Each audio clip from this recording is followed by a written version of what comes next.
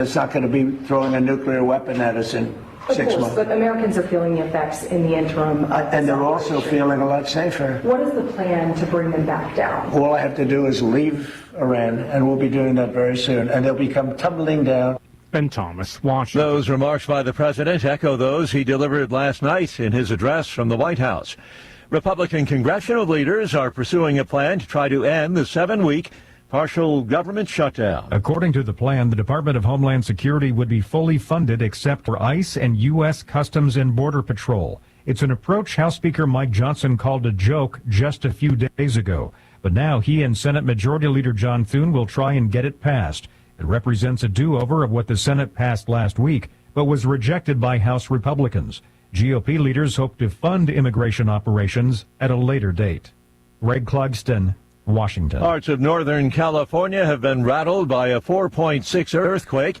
Many say they felt their homes shake for a few seconds early this morning across a 100-mile stretch, including San Francisco.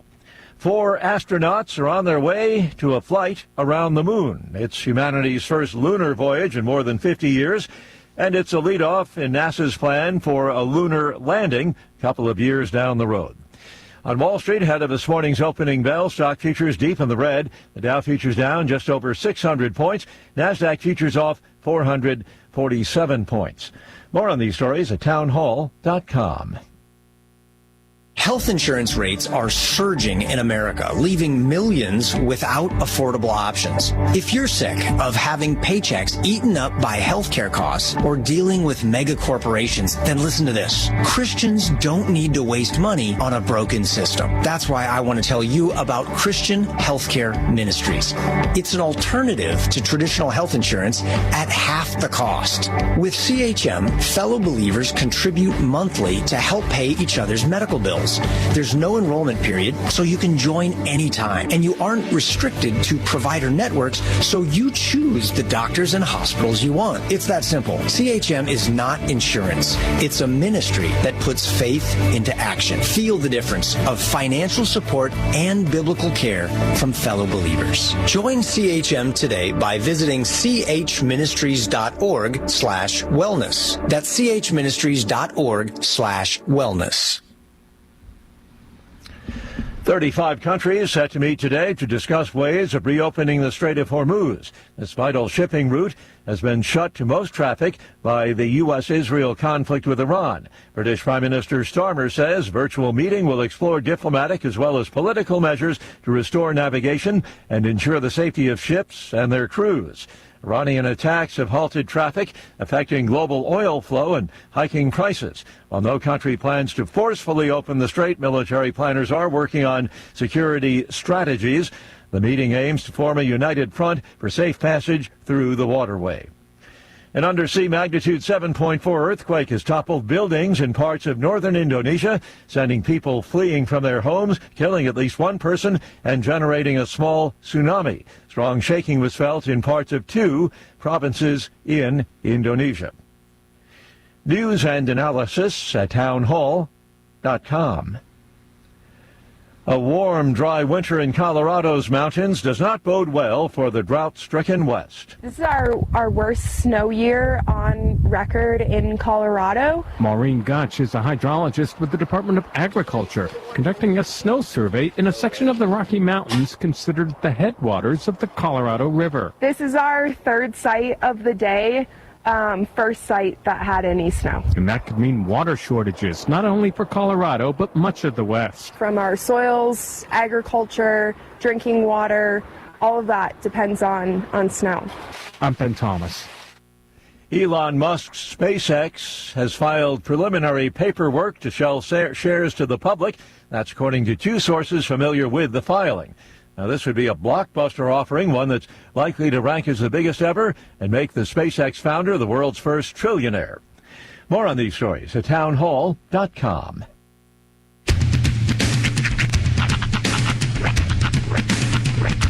What in the wide, wide world of sports is going on here? I promise you, whatever scum did this, not one man in this force will rest for 1 minute until he's behind bars. Now let's grab a bite to eat. Yeah, come on. feel the hot wind on my shoulder and the touch of a world that is older. I hit the switch and check the number. I leave it on and then I slumber. I hear the rhythm ringing through it. Flamenco guitar and cumbia music. I hear the talking of the DJ. The tablet said, what does he say? I'm on a Mexican radio. I'm on a Mexican world radio. Broadcasting live from high atop the J.P. White Building in downtown Roswell, New Mexico. It's Mornings with Mike Winters on 106.5 Roswell's Talk FM. Is that what I sound like when I talk? Now, here's your host, Mike Winters. And good morning, one and all. Welcome to Mornings with Mike Winters. I am he. That would be me, Mike Winters. Happy Thursday, everybody. Yes, sir. Welcome to the penultimate day of your week. Yeah, nice and sunny this morning. Beautiful. It's not quite warm yet, but it's supposed to be in the mid-80s today. So, but yeah, you're still sitting about upper 40s at the moment. But the 80s, man, good time. Yeah. Speaking of, well, I say 80s, that's not really apply here, but yesterday, of course, kind of big deal. And there was a NASA in the 80s. There was, but we weren't doing what we were doing yesterday. That's true. In the 80s. But of course, a big day in history is the Artemis 2 mission launched yesterday. I love that they picked April Fool's Day to do it, like, because at least part of me was like, are they really? Yeah. Like when they announced that April Fool's Day was going to be the day. Well, and I know some of that has to do with windows and when they can go up. I don't know if that's date specific. I know that's time of day specific. Well, they were using Max. Yeah. Like, I know, like, the reason why they went up at the time they went, it was because the window opened up at, like, 6:30 East Coast time or something, and they had, like, a 2-hour window. Or it had been scrapped, like, twice before. Yeah, and that's not uncommon. Yeah. Because the weather parameters, all that has to be just right for these launches to happen. What a bummer that must be, though, because, I mean, it's not cheap to travel to, where they were. I mean, obviously this was different because it's in California, but sure. But back in the day, you had to like plan a trip to Cape Canaveral and like get a hotel and hang out and all that, and then imagine off chance. Yeah. Well, if you're one of the astronauts now, I'm gonna take a stab that they do it somewhat similar to how they did it during Apollo. Mm-hmm. But say you're one of those astronauts, and I don't know if you realize this, but before astronauts go up, they're isolated for like 24 hours. Like they are literally put together in a bubble by themselves, no other people, like except for their close people have already been with them because they don't want to get sick and stuff. Right. So they kind of isolate them before. So imagine you go and do all that, and then you get in the thing only say, we'll try again next month or next week or whenever it is. Yeah. Then you got to do all that over again. And so, that happens quite often. That's a beast. But it was pretty cool yesterday to watch the launch. Now, just the stuff unfortunately, I haven't read a whole lot about this. I'm just kind of picking up what I'm picking up. Right. And my understanding is now the rocket that they launched yesterday, the Artemis, is actually not as tall as the Saturn V rocket, which is the rocket that took Apollo to the moon. Mm-hmm.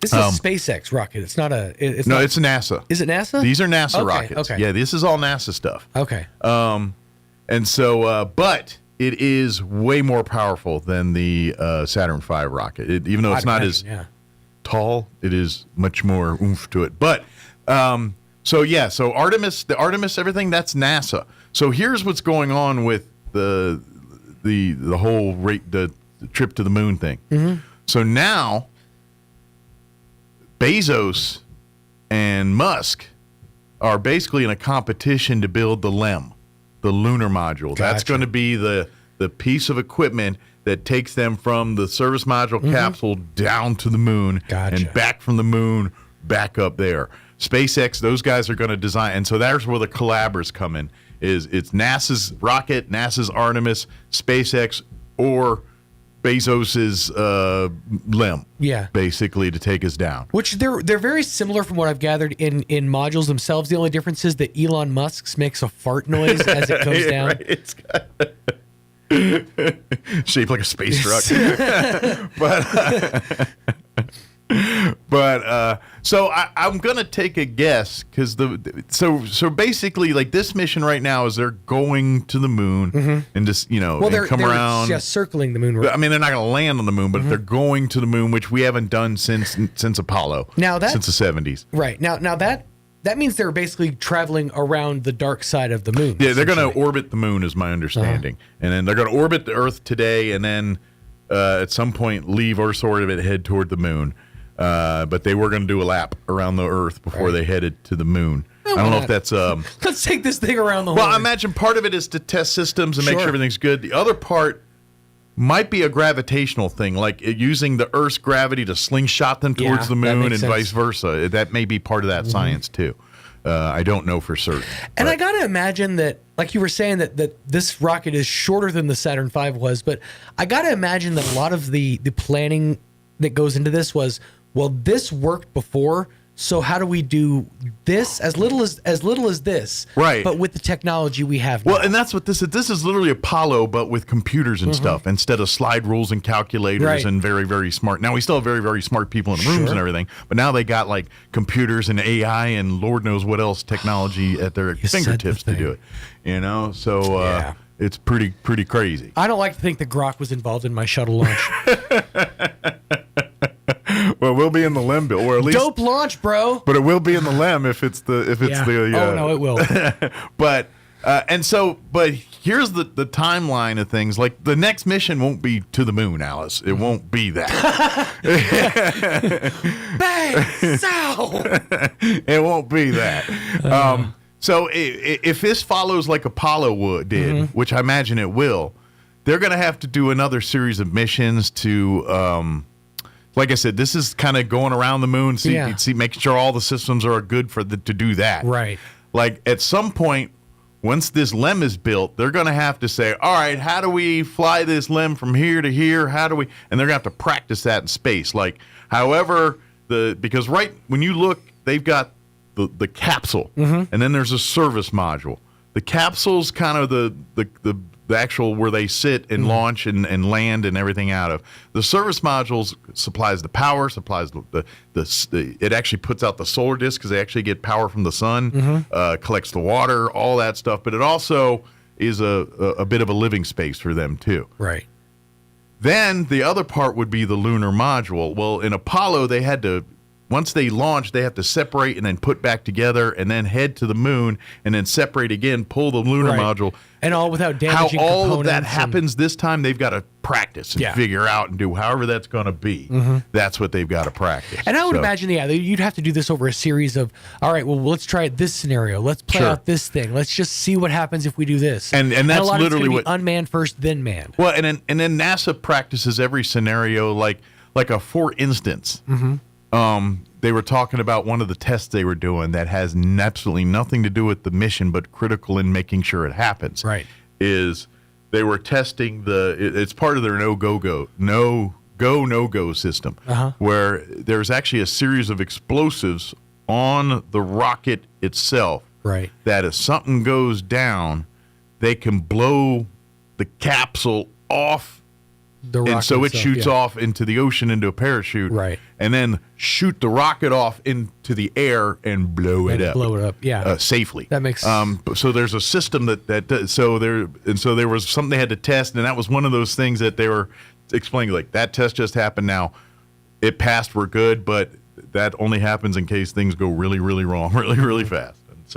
And so they got a lot of that kind of stuff. Right. They literally think of what if scenarios, or what if this happens in space. All right, we got to have a plan for that. And so that's what NASA. Then that's why it literally takes 2 years to plan these missions. And when these astronauts, they're literally spending hundreds and thousands of hours in simulators reprogramming any kind of scenario with computers that could possibly go wrong. Flight coming in too hot, coming in too fast, coming in this way. Yeah, because you want to plan for a malfunction on a switch. Any occurrence. They got to play all those angles and they got to learn. So literally, when they are sitting up there, like they are now, it's in automatic pilot mode. They're like boom, boom, boom, doom, doom, doom, focus on the mission. And that's one thing that amazes me about, like, if you ever like have watched like astronauts or like people who are doing, you know, these kinds of procedures. Yeah. It's very much just that, like, Yep. And in my head, I'm like, don't die, don't die, don't die, don't die, gotta flip this so we don't die, make sure we don't die here. Now, if I wouldn't have flipped this, we totally would have died. Well, and now, in all reality, they have a checklist right in front of them. Right. And this is standard operated. We did it in the Air Force, everything is, and they literally have to do it. It's like, all right, AVU switch set to off, check. And they're saying it over, checking on the list, saying it so everybody hears it. So everybody in the room, everybody in Houston or wherever else is monitoring can hear all that stuff. So pretty neat. It's pretty cool really stuff. is. So watch, from my understanding is Monday, the 6th is about the time they should be hitting the moon's orbit there and doing that part. And then don't worry, they're not going to be bored between now and then. They've got plenty to do. I'm sure they'll be doing a lot of Plenty to Tesla get done. experiments. Who knows? Who knows what else? They'll have some fun. Oh, yeah. This is that moment where they get to, like, float balls of the juice into each other's Yeah, I wonder if we'll mouths. get like some of the, like during Apollo, they used to do the nightly updates like on the news, and they'd show greetings from on our way to the moon, and they'd show like a little video clip of them, you know, life on the capsule. Right. It's going to be a little different this time. I feel like they're going to do a series of shorts. Like you'll see them pop up on your Instagram stories. Right. But I figure with Technology Day, we should be able to get that kind of stuff. Oh, yeah. So I hope we get some of that. If NASA's smart at marketing, they would do that. So we better get the hour going. We got some replays this hour. It's tomorrow. I got everybody. All my guests coming tomorrow. Today, nobody. So it's just. Well, it's a Good Friday. It is.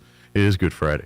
It is. Good morrow. Good morrow. But we're going to replay our interview. Speaking of Good Friday, Pastor Troy Smotherman joined us on Tuesday talking about their Easter services at Cielo Grande this Sunday, Easter. So we'll play that interview for you here in just a few. In the 8 o'clock hour, we're going to replay our interview we had with Amy McVeigh-Tejas talking about scholarships. Monday is the deadline for scholarship deadline to get those applications turned in. So we talked about that. And then in the 9 o'clock hour, we're going to replay our interview with Matt Bristol from Bristol Law back in earlier in March. Always joins us to give sage legal advice. I said it, sage. I did. There it is. He does it. And then whatever else we can come up with for today's show. Let's do this. 7:17. Let's take a quick pause for weather, quick commercial break, and then we're going to get you into our interview with Pastor Troy from Church on the Move. Don't go away. You're listening to Mornings with Mike Winters. I'm meteorologist Steve Hamilton with your Pecos Valley weather. Mid-80s on today's high and sunny with high pressure over the area. A little bit breezy. Overnight, a few clouds, and we're in the upper 40s, and then we get mid-80s and sunshine again on Friday. Then for Saturday, we'll have sunny skies, cooling off a little bit, right around 70 on the high. We'll stay near 70 with a slight chance of a shower or thunderstorm on Sunday. That's your latest forecast. I'm meteorologist Steve Hamilton.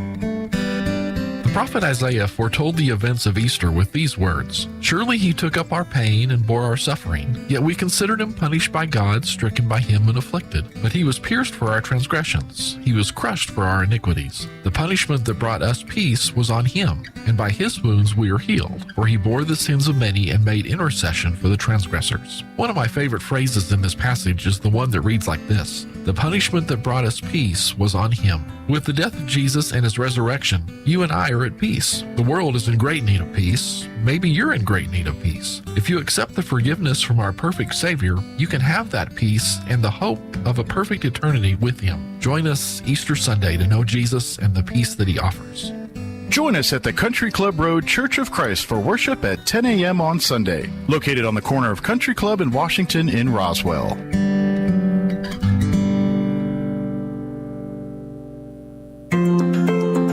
Artesia General Hospital presents Healthy Living Tips for the Spring Season. Spring is a time of renewal and a great opportunity to refresh your health habits. Start by managing seasonal allergies. Keep windows closed on high pollen days. Wash your hands and clothes after being outdoors, and talk with your provider about the right allergy medications for you.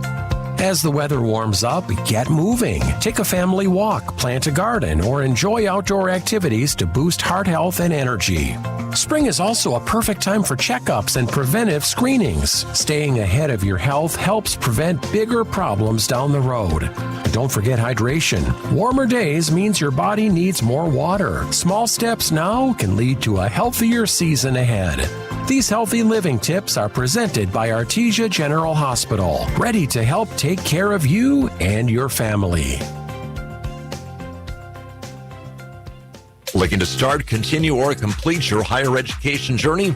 Join the more than 5,700 current Greyhounds on their journey to student success. Eastern New Mexico University offers the most affordable higher education degree in the Southwest, and New Mexico residents can go to school tuition-free with the New Mexico Opportunity Scholarship. With online or in-person degrees, ENMU is the right choice for you. For more information, visit enmu.edu. ENMU, student success, that's what we're about. Hey, Roswell, it's Ford Truck Month, and your friends at Roswell Ford are rolling out massive savings on all new Fords and 000.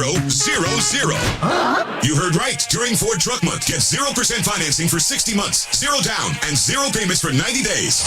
Plus, Roswell Ford needs your trade today, so we are willing to overpay. We'll do whatever it takes to get you released from your car, truck, or SUV, even if you owe thousands more than your trade is worth. So you can upgrade to a new Ford for less, with 0% financing for 60 months, 0 down, and 0 payments for 90 days. Roswell Ford has partnered with more aggressive lenders that will push to approve your credit with great rates and terms, even if it's less than perfect. Get on board at Roswell Ford. Upgrade to a new Ford today and get huge American-made savings with 0% financing for 60 months, 0 down, and 0 payments for 90 days during Ford Truck Month. 821 North Main Street in beautiful Roswell. Call 575-623-3673 or online at roswellford.com. Interest accrues from date of sale. 0 APR is $16.67 per thousand. Financed on 2025 F-150s. Subject to lender approval. Offers not combined on select vehicles. Here's a Mornings with Mike Winters fun fact. Due to extreme pressure and weather conditions, it literally rains diamonds on Neptune and Uranus. Stop snickering because I said Uranus. Here's Mike Winters. Pastor Troy Smotherman's back with us from Church on the Move. Good morning, Pastor. Good morning, Mike. How are you? Doing excellent. How about yourself? Good. Yeah. Doing good. It's Easter. Sean, we were kind of talking at the beginning of the hour, and I don't know if it's just life right now or whatever, but Easter's kind of snuck up on us this year. I feel like, and it shouldn't, but it just feel like it kind of. I don't know if it's just life's busy right now or what it is, but it's like, oh yeah, it's Easter week. Yeah, I don't even see the bigger. Of course, I'm not around town a lot. Sure, I mean, I drive through the city. I don't even see a lot of Easter displays. Yeah. And a lot of stuff. I don't know if because spring break was earlier and there's a gap between the two, maybe. I don't know. But yeah, it does feel like it's sneaking up on us this year. To me and my staff, it felt like it came extremely fast. Like, okay, it's here. Let's go. So we have Palm Sunday, then we have Good Friday. Yeah. I'm going to do a little 10-minute teaching on YouTube on Good Friday, and then we'll have Easter on the 5th, Yes. April 5th, 10 a.m. at Cielo Grande Park. Yeah, this is, I was trying to remember, is this year 2 or year 3? It's year 2. Year 2, okay. And we don't know if we're going to continue to do it. Well, I would say it's starting to turn into a again. tradition here a little bit, but I don't know. But we're going to go back out. We had I don't know how many thousands and thousands of people out there last year. And so it was fun. It was so much fun, because Easter's a celebration of the risen King, Jesus rising from the dead. I've said this, certainly with you in the room a couple times. I get it. Christmas is, we turn it into the big holiday, and and nothing wrong with that. But in terms of Christianity, Easter, we are all Christians because of this week. In Easter week. It's the thing that separates the events everything. that take place this week on Good Friday and then ultimately Easter Sunday. This is the whole kit and caboodle, the reason why Christianity is here. And without it, we are not Christians. And so it is that celebration. It is the biggest holiday as a Christian there can be. And I know we get... Yeah, and nothing wrong with the time with family and the eggs and the Easter bunnies and all. That's great because this is a very important time with family. But at the end of the day, it is the biggest celebration and the darkest of dark to the lightest of light in the course of 3 days. I couldn't have put it any better. I mean, that is exactly the truth. The darkest of dark to the brightest of bright. I mean, you can't go from any level of darkness to the brightest light in a 3-day period ever in the history of mankind never will happen again like that. Absolutely. It's just incredible. It's an incredible celebration. It's going to be incredible. the weather's going to be beautiful. It's supposed to be beautiful out in the low 70s. Last year, I came away. I looked like a tomato. I was fried. Yeah. I forgot to bring a hat. I think you can actually sit in a lawn chair and enjoy sitting in the lawn chair on this Easter Sunday. Yeah, it's supposed to be in the 70s, nice and cool. Going to be beautiful out at 10 a.m. It should be really pretty. Absolutely. We're starting at 10 with special music, and we're just going to have a blast. With less heat might decrease baptisms a bit. Just saying, you might. I don't know. I can't remember how many we had last year. Well, almost 200. I think. I was about to say when the weather's warm, let's get baptized. Yeah, we had so many baptisms. We have a bunch of people signed up today, and hey, man, you can show up and get baptized if you haven't been baptized. And I can't think of a better day. Absolutely. I wish I would have thought about it when I got baptized as an adult. It is very apropos. Yeah, I would have done it on Easter. Yeah, on the birth of Christianity, celebrating the birth of Christianity is you're reborn, your rebirth into Christ. Yeah, absolutely. It's a great idea. It's a perfect day for it, you know. And so we have all that set up. So we're gonna celebrate. We're gonna sing and worship and praise. I'm gonna preach some about our resurrected King, and then we're going to praise some more and celebrate some more, do baptisms. Mm-hmm. We have a massive, massive Easter egg hunt broken down into like sections for little guys. Right, so little older, all kids have a chance. So if they're just first walking, then we'll have the first walking section. But if they're like fifth graders, a little older, then we'll have an area for you to Easter egg hunt and all that. Yeah, so that everybody can. Even if you have a baby, you can carry their basket and they can pick up some eggs and you can put, it's just, and we bless our kids. Not only do we give them tons of candy, and man, I'm a chocolate guy. I don't know about you, but when I was a little kid and we went out trick-or-treating or we did Easter, the first thing I did was get all the chocolate out. Oh, yeah. So we have a freezer out there, refrigerator. We're going to keep the chocolate. So 'cause it's going to be a mess. It does get a little sticky. I spent hours picking up candy wrappers after that Easter was over. I spent hours and hours. And my family celebrates it on Saturday because I'm not getting home till. I was going to say Sunday you're busy. Yeah, until late in the evening picking up trash and putting everything up because we're going to have blow-up games and water slides and it's a picnic carnival festival atmosphere. It should be an incredible celebration of Jesus and having fun and like you said, family. And last year we had people bring grills out, their tents out, their canopies, and set up early. You guys will have some snacks and things out there, but we want to encourage families. If you want to come and make a picnic out of it, please do so. Come and join us, and bring your own sack lunch or whatever you want to do here. But like I said, you guys will have plenty to eat out there too. Yeah, we're going to serve hamburgers. Last year we did hamburgers, hot dogs. The hot dogs very few people ate, so we're just going to do hamburgers and chips and a drink, and so a water. It's one of those things that everyone loves hot dogs, but if there's hamburgers, you're like, I want it. You know what I mean? Yeah. But if there's all hot dogs, ain't nothing wrong with a hot dog. I usually do both. Right. It's kind of like if I'm grilling steak and I got fish, I was like, give me the steak, man, For sure. But so we're just doing hamburgers and but man, we have the hamburgers and they're free till we run out. Right. First come, first serve on all the stuff. First come, first serve on that. It's free till we run out. But a lot of people they brought their grills out, set up. Yeah. You have to bring your own lawn chair. We'll have a few chairs out that are just set up, but a few rows just to kind of start it so everybody kind of knows how to sit. Sure, kind of set an order to the afternoon kind of thing. Yes. And the beautiful thing is Cielo Grande Park's got a lot of shaded trees and a lot of areas. So you more bring your umbrellas or canopies or whatever, but you may just find a tree and just put your lawn chair up under that tree and be good to go. Yeah, if you can get it out in front of the stage, but yeah, we bring in we hire a guy locally to bring the stage in, an LED screen, and so we're gonna have fun. Sure. Well, we're gonna worship, we're gonna praise, we're gonna preach God's word. I've yet to know a church on the move event that wasn't Donut Big, and that's just what you guys do at the church there, and whatever the celebration is, and by golly, for celebrating the biggest celebration of the year, we're gonna do it upright too, and in a family just.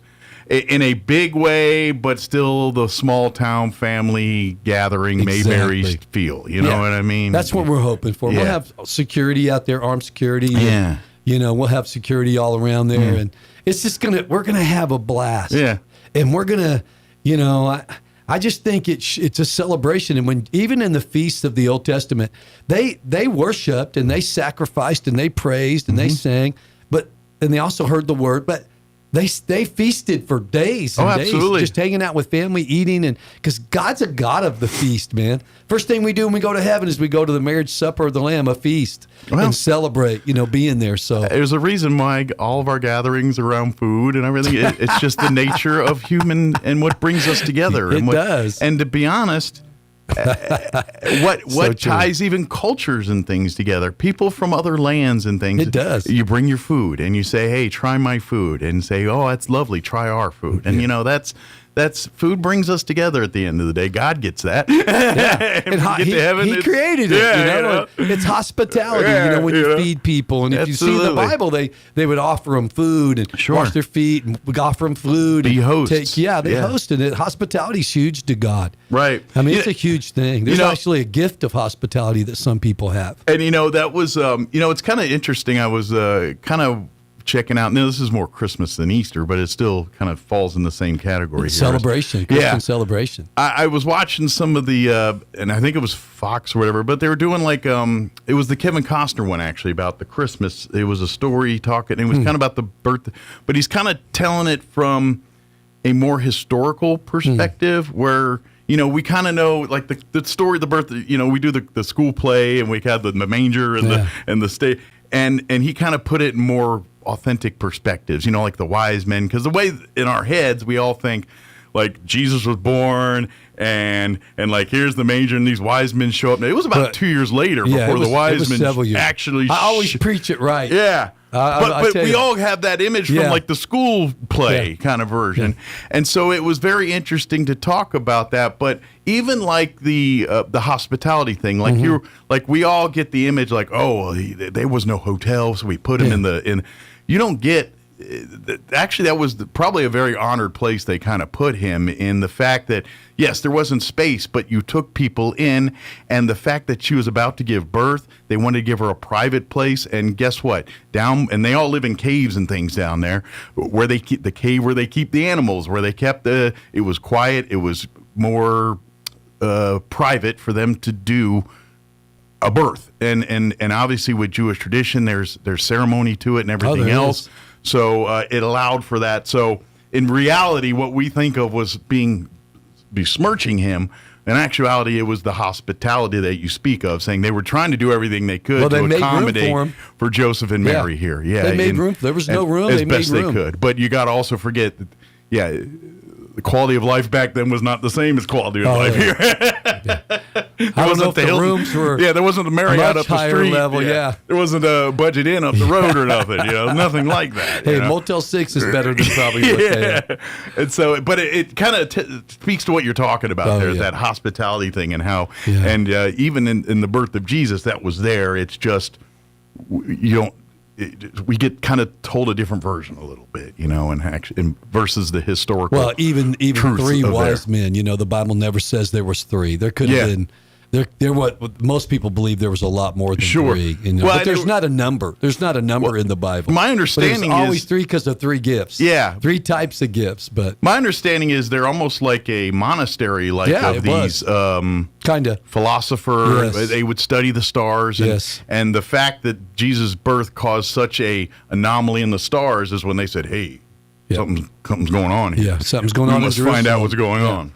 It was big enough that they traveled. Yeah. And we know eventually that whether it was supernatural or normal, they saw a supernatural light right over the home that he was living in when the wise men finally showed up several years later. Gotcha. Because it calls Jesus a child, not a baby. So he's not a baby when the wise men show up. But it's kind of, but that's what I really found, and it's worth it. I'm sure it's on wherever Hulu or wherever you watch your stuff.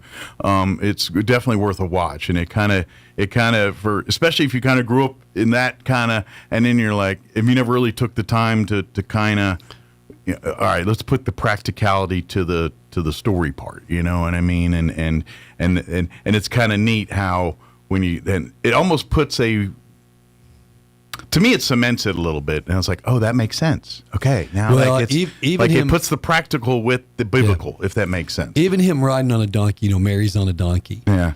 He rides into Jerusalem to give his life. That's what we're set this week. He rides into Jerusalem. That's Palm Sunday. That's what we celebrate on Palm Sunday. And he rides on a donkey. He comes in to be birthed. His mother's on a donkey. Donkeys are representative of peace. And and I think it's very interesting that he comes in the world and he's about to leave the world riding on it just amazes me the detail of the Bible, the full circle moments. That's why the word of it's the word of God. It's so, and it's spread out over years. Absolutely. We're talking 33 years later, he's coming in Jerusalem riding on a donkey. I mean, it's just, and then just the prophecy. And that's the perspective part that I think that like those kind of documentaries and things give to you. Because we get the history in the 30-minute abridged version, and he went from his birth to his death and covered 30-some years in the span of 2 hours, you know, and it's like, all right, okay, and it's like, I got a lot of questions, and now it's like, okay, now that makes sense, or this, and okay, why in this, and this is, and so that's, and in Easter's that same way with the details and how this, and, and to be honest, because and this is the part that we still as humans study. It's like, because at the end of the day, you're like, why did Jesus have to go through what he had to go through? Could we have done this a different way? And then it's like, at the end of the day, no, it's not. It's absolutely Unfortunately, not. It's not. But because, I guess, I mean, and granted, I keep doing movie references, but the Passion of the Christ, there's no other movie that really portrays not like that one. The struggle of Jesus that went. I mean, nothing I've seen on film that could even evoke, not even close, evoke the same emotion that does. I got a preview of that movie, and I was laying on being about four guys. I invited to be honest, I've seen the movie. And it's an amazing movie, and it's every person should see it. I do not need to see it again. It's like I've seen it. I do not need to sit through it again. That was enough for me to it rang home the first time. It wore me out, man. I ended up on my knees in that movie theater, just weeping. It's just a lot to go through. It was powerful. I tried to show this to my daughter when she was about 10. Yeah. I thought, okay, maybe she can. Oh man. Yeah. She started crying when they started whipping him, and she couldn't. I had to finally shut it off. And she had to lay down. I mean, she was gut crying, and I understand. And I thought, okay, that's too young for her to see this. But people need to see it, because they need to realize. And it's not even the Bible. And the Bible says that in the Old Testament that his body was unrecognizable as a man. So if you saw someone up there, you couldn't tell it was a human being hanging on there. And bloodied and everything else. Yeah. Ripped apart and shredded and beaten. Probably swole up and everything else. Oh, gosh, you can imagine the swelling in his body, the blood. That's probably why he didn't recognize him. He's probably, his body swole up to grapefruit size and everything else from all the beating. Yeah, exactly. And so the punching in the face, the crown of thorns. And so even though the Passion of Christ displayed it better than any movie I've ever seen, it doesn't do it justice. It still doesn't do what our sin cost Jesus, cost God to our sin cost that much. And I think it's hard for humans to just fathom that there's humans capable of creating, you know what I mean? Like, I'm not stupid. I know there's bad people in the world, but I'm like, at some point you're like, when does your own heart kick in and say, this is enough? You know what I mean? And that's where I'm like, some people, that doesn't happen, I know. And it's just evil, and evil's subtle. They didn't get there, they didn't get there, just one day, the next day. It's a subtle thing of hardening your heart and hardening your heart and hardening your heart, hardening your mind, hardening your emotions. Sure. Where, people are just cattle. I could never fathom myself in it ever. And don't get me wrong. Thank God you can't. But I'm just like, at some point, I'm like, at what point am I saying, what am I doing here? You know what I mean? And it's just, I know that's just a study of humanity. But then again, they're also filling what God needed to have happen. It had to happen. So I'm sure God had his own moment with these individuals at that point. It's like, I have no idea. And some of them got saved. One of the Roman soldiers. I don't know if there's a history of some of those guys, but I would imagine I'd be very curious. There's a church history of some of them. Sure, like the Roman soldier when Jesus died, and the sun went dark, and there was an earthquake, and people rose from he said, "This is the Son of God." I mean, some of them, Jesus died for the ugliest parts of us, Mike, not for the best parts, the ugliest, darkest, deepest, ugliest parts. And some of them received Jesus as Lord on that day. The thief on the cross who said, "I deserve this. I deserve every bit of what I'm getting." Sure. He called Jesus Lord and went to heaven with him. And so it's amazing how much, that's why I love God so much. Sure. Because in my darkest days, he saved my life, and he did it for the worst, ugliest parts of me. How can I not love someone like that? Sure. How can I not love Jesus? How can I not love God? Absolutely. I almost look at, as I kind of read and study, things, and it's almost like if you look at the big picture, from Adam and Eve to where we are today, and all in humanity, and when we look at that time period, of Jesus here and his birth and his death. I almost look at, and this is why, we have BC and AD, and we always look at time, and we center, the birth of Jesus as kind of a mark in time and things like that. And I almost look at it in God's terms like that was almost a righting of the ship a little bit, whereas he created earth, he creates man, Adam and Eve, and then the apple and the snake and the things begat this, and Abraham, and then the kids, and and all the stories of the different betrayals and the things that have happened. And to be honest, if you look at religion, these are where the starts were. Muslim faith, Jewish faith, these were all the starts of these various Christianity and things. And this is where I almost look at like Jesus's time on earth was like, okay, things are getting a little out of hand. You know what I mean, with what's going on here, with what people are doing, how people are. And I feel like Jesus coming to earth was God saying it's time to fix that. Exactly. That's what the Bible says. It says at the appointed time, he sent Jesus. At one of the darkest times, and you think about it, we think about Rome at that time, and how brutal, and they were controlling most of the known world at that time. Sure. But you also think, go across the ocean to the Mayas, the Incas, all the blood, children sacrifices, all the human sacrifice, over to the Americas, to North America, all the brutality. People try to paint most of the Native Americans like they just loved the land. And, they worshiped the creation, not the creator. And there was all kinds of stuff happening. There's a reason why there was tribes, and they were all warring. They were warring, and women weren't treated well, children weren't treated. I mean, there was, and you think about the Orient or Africa, all the voodoo and witchcraft. I mean, the world was at its dark. We think it's dark now. It's not even close to how dark and brutal the world was. God picked the perfect time when Satan thought he'd won and darkness thought he won over mankind, when no one was serving God. The Jews weren't serving God. No one. Sure. And here comes Jesus. When you said from the darkest moment to the brightest light, you hit it.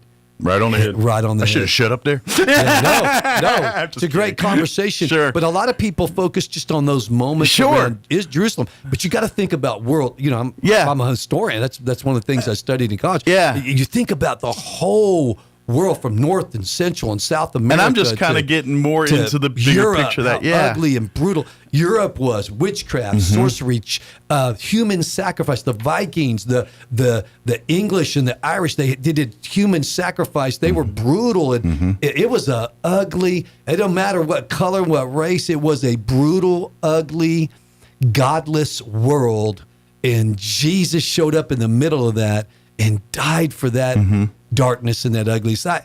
I don't even understand why people would hate Jesus. Do they hate him because he healed the sick? Do they hate him because he taught us to love God and love each other? Absolutely. Do they hate him because he taught us to be good to the poor? I mean, I don't understand why they hate him so much.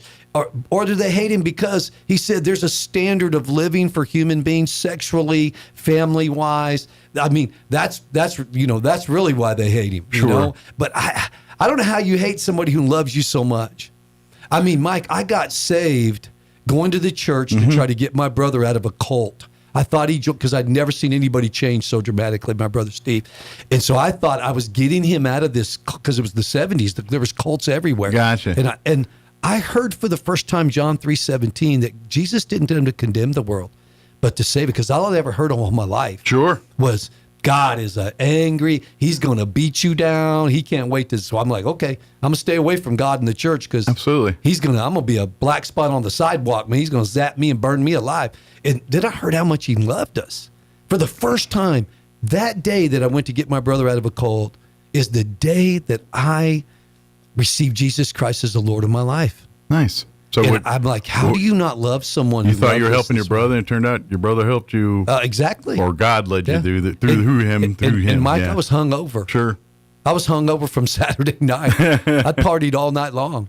Hungover, smelled like a brewery, but they welcomed me into the church. I didn't cause any problems. You know, obviously. I just sat in the back waiting for an opportunity to say to my brother, hey, this is a cult. We need to get out of here right now. But it didn't happen. I joined. Interesting. I joined Jesus that day. It's crazy thing. And I just, after that, I just committed my whole life. I was never perfect at it, but how do I not love him? How do I not do things according to his word? He's someone who loves me that much. And this is the beauty, and this is kind of, as we celebrate Easter and we look at life and we live the world we live in and we see all the things we go in, and at the end of the day, it's pretty easy. If you just love each other, do the right thing, be honest, the rest will work itself out. Live like is trying to be like is God. Be trying to follow his example. And I keep saying trying because none of us are going to come close. We're not going to be perfect. We're going to screw up on a daily basis, and God knows that. But he still loves us. But it's what happens after the screw up. Yeah. What do you try to make amends? Do you try to fix it, or do you pick yourself up from it and move on, or do you dwell on that and let that suck you down? And that's life, man. And that's really and it's hard to do it alone. And that's why we say, come join us on Sunday. Come to church family. Come, when you have those dark moments, when you have the moments when life hands you something that is starting to be a little too burdensome, that's where God says, all right, let me handle it. Come visit, come talk, come pray, come Sunday, and let's start breaking some bread and sitting down and talking, and then we'll go from there. Exactly. You described that beautifully. The Bible calls it the law of Christ. And he said, love God with all your heart, soul, strength, and mind. And then when you learn to love God, he will teach you how to, the Bible says, love others as you love yourself. So a lot of people go, God, others, self. And that's not how he said it. It's God, self, others. Because if you don't love yourself, you can't give what you don't have. Absolutely. And so you have to, God will teach you how to love and love yourself. And then he'll teach you how to love others. And he's the only one that can teach you. There's no one else can teach you how to love the way he loves. Exactly. And part of loving him is saying, hey, you say this is right, it's right. You say this is wrong, it's wrong. I'm good because I know you love me. I know that's for my best interest at heart. Sure. He's looking out for us. Absolutely. And that's kind of where we and this is the world we live in. And, if you understand that a lot of times from even the strife from people you trust is coming from a place of love. And that's the part we got to remember, because life is not easy. It's the hardest thing you're going to do. Yeah. And just when you think you got it figured out, a curveball comes and 10 more problems show up. Man. Things happen. That's that's where God says, hey, we do this together. We do it. We when we stumble, we pick each other up. When we succeed, we pick them up by the shoulders and carry them. And that's what we do. And so. If you want to experience some of that, come to Cielo Grande Park on, say, what time are you guys going to start kind of getting together? 10 a.m. the service starts. So come for service at 10. Yeah, so we do service 10 to about 11:15, somewhere in there. And then after that, we'll start serving lunch. Yeah, we'll serve lunch. We'll open up the games. But we would love to have you come join us for service at 10. Yes, and come. Yeah, and we actually check people in for service because we don't want people just to come for the Easter egg hunt and the fun and not come to celebrate. We want the message. Yes, we want. This is the biggest holiday in Christianity. Mankind before we talk about eggs and chocolate bunnies, We are going to talk about, the big deal that is Jesus rising from the dead 3 days after being crucified and sacrificed. And I would never put this much effort into something that wasn't about Jesus. Never.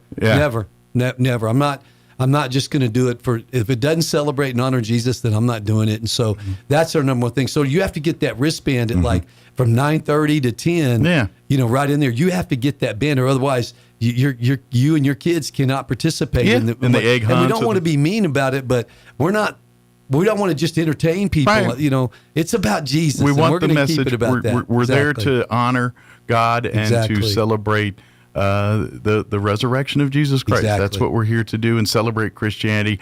That being said, you're going to enjoy the service. It's going to be a fun message. It's lively, upbeat. It's a party message too. I mean, let's face it. Celebration. This is we go from the doom and gloom to holy cow, what just happened? Yeah. Thank you, God. Thank you, Jesus, for saving our lives. So it's going to be a fun service, and then after that, we'll break out the burgers, we'll break out the fun, the entertainment, the games, the Easter egg hunts, the music, family whatever celebration. Yeah. There's people out there playing catch of the football. Yeah. It's a big park. So bring a frisbee. Filled up that whole park. So who knows? Might get maybe a flag football game going or something if you get enough players I don't know. going. You have to do that in another section because it fills up. It does fill up. Lower section we're on. All right, maybe we're on that lower section right by the maybe get a picnic table and do playground. paper football. There's a smaller area. Yeah, but anyway, we come out and bring, like I said, bring the family, bring the kids, probably leave the pets at home because there's a lot of. I know it's the park and stuff, but because there's a lot of families and we don't want dogs and cats to poop and big dogs. Please don't bring those. Please, I don't want anybody bitten. I don't want anybody service animals. Wear good shoes because that they do a great job taking care of that park, but there's still some holes and some clumps of grass and so those gophers out there. Please wear good, comfortable shoes and just bring your umbrellas, bring your hat. Yeah. If you're going to pitch a tent, pitch it on the sides. Yeah, we'll show you line of sight. The line of sight, or you have an umbrella too big. Try to sit towards the back. Yeah, those golf umbrellas. The screens and the sound system will be enough to carry all the way through the park. You'll be able to hear wherever you are in the park. Yeah, it's gonna be such a celebration of Jesus and just celebrating Him by having fun and having family. Get there about between 9:30, 9:45. Get in. Get your bands in. Get there. Get that way you can get a lay of the land and get parking. Find a parking spot because it's a big park and kind of spread out, and not all parking spots are the same. So you might have to park at one end of town and one end of the lot or park and walk over. You can park east, west, north, or south on that in that place. Yeah. Just park. Well, and it's a big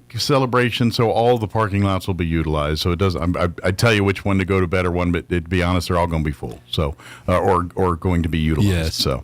So come on out again this Sunday, Easter Sunday, and please join. If you're doing online for Good Friday, right? Yes, that's online 10 minutes. So if you go to the Church on the Move's website or their Facebook page, that'll be streaming live here and then on demand, obviously afterwards there, and then you can get the pastor's Good Friday message, and it's the this is the storm, the rainbows on the other side here. That's so true. That was the storm. Yeah, what a storm! And of course, join us on services on Sunday, or if you want to be a part of the Church on the Move family, they've got so many opportunities for your family to be a part. Come to church. Come to the regular Church on the Move church on Sunday. Not this Sunday, obviously, because we're all going to be out at the park. But next Sunday, come join us and for services, or come see about the children's ministry, or about many of the different opportunities. While you're at it, go have lunch or a dinner over at the Valley Cafe there. And that's where I'm eating today. Telling you. Now, his cordon bleu soup that he doesn't have on the menu is still my one seed, but that green chili chicken, cream of chicken soup that he's got is so good. That is one of our big sellers. That's a jam of mine. That's a go-to, and now this is where I get, because like 1 minute I'm like, I tried that brisket mac and cheese, that was pretty good. But I'm really into. To be honest, I just usually get a smothered burrito. Like, that's my jam. Like, I know there's so many different sandwiches, but I'll get not the Smotherman, but a smothered burrito. Oh, okay. No, I'm going to get a bun on my burger. I'm sorry. Okay. But there's a Smotherman burger. It's really good. It's wrapped in a tortilla with the green chili sauce. I've never eaten it. I didn't even It's really good. He named it that. But it's a tortilla. It's like it's like wrapped in a tortilla, that's right. and it's not like a traditional burger. Tortilla, yeah, it's really good, but I like to hold my burger. Gotcha. That one's got a knife and fork in it. Yeah, you have to eat that with a So knife. mine's more the smothered burrito with Got you. I didn't know there was two different things. Yeah, and it's I big. should know, but I eat the same things every time. Well, and that's cool. Like, because I eat carnivore, and we have a whole. I'm about to say, menu, he goes. I was gonna say keto, but carnivore is it's we have carnivore menu. So you can order literally non-GMO. you can order a piece of chicken or a piece of brisket or a piece of we have all that. Yeah, but if you like let a chef mix it all, he'll do it all too. Yeah, and he'll do that, and it's it's good food, man. I eat there probably it's way too convenient for me. It's very good. It's so good. Yeah, I'm a big fan. I at least now I live on the other end of town, so I usually get it delivered because I'm I don't like it as it's great delivered. It's but not. I like it. It's fresh. not as good as sitting in the restaurant. But Chef Anthony, man, he does such a good job. But on that beauty, that soup's great the next day, and so I literally will get that thing and I'll put it in the fridge and I'll eat it the next day, and I'm happy as a clam. That green chili soup is and the phenomenal. other soup's good too. I always get the other green. That's my jam. That's that green chili. That's the one I go to. He's such a great chef. I mean, all the sauces, all those soups are his original creation. Yeah, they're all his own menu. He's a classically trained chef that loves to cook burgers and sandwiches, and makes his own stuff, poppers and all that kind of stuff. Our number one sellers are chicken fingers and the steak fingers with the people get the gravy because he makes great gravy, but the green chili gravy is phenomenal. I've had it both ways, and it's excellent. And yes, and to be honest, that's usually like, I don't know. And then I'm like, okay, do I want steak fingers or chicken? And then I'm like, you know what? This might be the move. We got to go, but this might be the move. What's the move? Offer a half and half, like a couple steak fingers, couple chicken. Like a mixed bag. I think you could probably order that. He'd figure that out. I think whatever price point he's got to put on to make it work for him. He'd make that work. But sometimes it's like I'm indecisive. Like I kind of want, so then be like, give me one of each or two of each or whatever it is on the order. I want to say this too. We have, because of just the price of gas, just the price of everything. Even our food costs have gone way up. We have half orders. We have like absolutely a full order of French fries, but a half sandwich, a full, a half salad. So it makes it so much more cost efficient. Sure. For families to come in or individuals absolutely. that are looking at their pocketbook but still want to eat out. Listen, we have all kinds of great. But I would even argue this value. too. We have a value menu. Absolutely, and here's the thing: is the portions are huge. So if you got the half thing, it's like a full thing. But if you're like me and like I'm a multi-meal, like I'll take so I get the full size and I'm eating. Okay, I paid a bigger price, but I got two meals or maybe three, depending on how big it is. Yeah, and so I'm kind of in that mindset. But you're perfect if you're not a leftovers person. Just get the half order, get the half torta, or get the half. Save you money. Yeah. And it's plenty of food. The side is full. It's just the sandwich or whatever. Yeah. You can get the big bowl of soup or the cup of soup. You can get a half sandwich. Yeah. I mean, you can get the children's chicken meal, which is 3 chicken strips. Yeah, and then it got instead of 5 or 4. And then or if you're like a mac and cheese, he's not only has he got like his homemade mac, but then if you like the old school Kraft mac, if you're kind of. Because I get that. I didn't know he got. You could do that too. He literally on the menu. It's like, would you like Kraft mac or you want his mac? I'm not a mac and cheese guy. But I love a good mac. My kids like the mac and cheese with the brisket with his barbecue. It's a very good. That's a good one. His barbecue sauce is really good. Now I'm not a buffalo chicken guy, so I'll usually get the chicken without the buffalo if I want to kind of go the chicken and mac. But also too, if you want pasta, don't forget he's got green chili chicken Alfredo. That's excellent too. And so good. That Alfredo is so if you're good. A pasta guy, he's got more than mac and cheese. Or he can just do regular Alfredo. You want that with slice of garlic toast, and I mean it's outstanding. It is very good. His cream is again all his own sauces. Absolutely. The Jamwich has the jalapeno jam on it. That's homemade. That's really good. I mean it's just it's good. Come out and join us. We're open 11 to 8. There you go. Every night except Wednesday, we close at 2. Hey, get some food on Saturday and then bring it with you on Sunday and sit in the park and eat some of you can. Those chicken fingers will definitely. Cut off there. All right, that's we are closing in on 8 o'clock.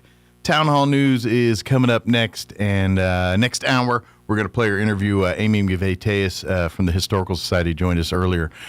Scholarships deadline to get those applications turned in is Monday, so we'll play the interview next hour and get that last-minute reminder out there. You're listening to 106.5 Roswell's Talk FM, KEND, Roswell, New Mexico. We'll be back. Breaking news this hour from Town Hall. I'm Rich Thomason.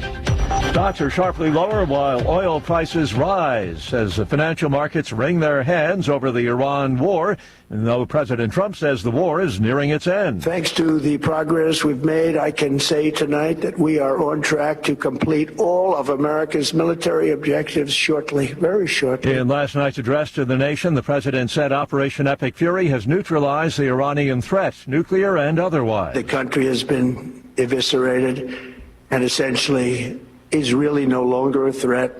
They were the bully of the Middle East, but they're the bully no longer. The president warns that if Iran doesn't make a deal with the U.S. soon, we're going to hit each and every one of their electric generating plants very hard. The president's White House ballroom project is expected to get a green light today from a key regulatory body. Just days after a federal judge ordered that construction of President Donald Trump's massive White House ballroom come to a halt, the National Capital Planning Commission is expected Thursday to approve the project. The commission, which approves or denies construction on federal property in the Washington region, is going ahead with the vote because a commission spokesperson says Tuesday's order by U.S. District Judge Richard Leon to halt construction does not affect the planning process. The commission will also consider some changes to the 90,000 square foot ballroom addition. The ballroom is now estimated to cost $400 million. Donna Warder, Washington. Launched last night from Florida's Kennedy Space Center, 4 astronauts are headed toward the moon, but on this mission there will be no landing on the lunar surface. House Speaker Johnson and Senate Majority Leader Thune say they've agreed on a plan to fully fund the Department of Homeland Security. The Senate could act on the agreement as early as today. And watching Wall Street, the Dow is down 665 points. More on these stories at townhall.com.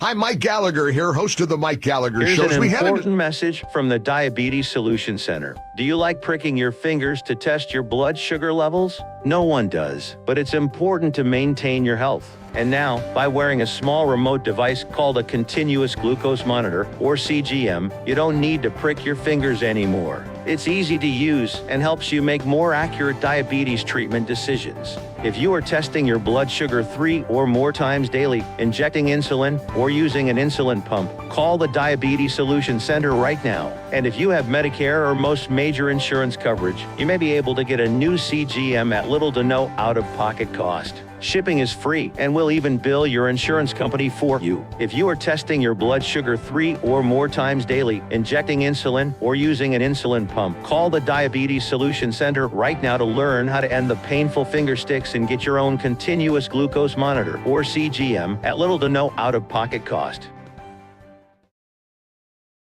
Almost 200,000 Iranians said to have been forced from their homes. Around 180,000 Iranian families have been displaced due to the ongoing war, but it's hard to determine an exact figure because Iran doesn't have a displacement tracking level as found in other countries. According to the International Organization for Migration, Amy Pope, the IOM's Director General, has told the AP she expects that figure to increase as more civilian infrastructure gets caught in the crossfire. Pope also warns about the likely impact on migrants working in Iran, who might not be guaranteed the same safety that an Iranian family is seeking. I'm Charles de la Tasma. As Russia's war in Ukraine continues to rage, Ukrainian President Zelensky says he's discussed an Easter ceasefire proposal with U.S. officials. He says a successful ceasefire could prove that diplomacy remains a viable option for ending the war.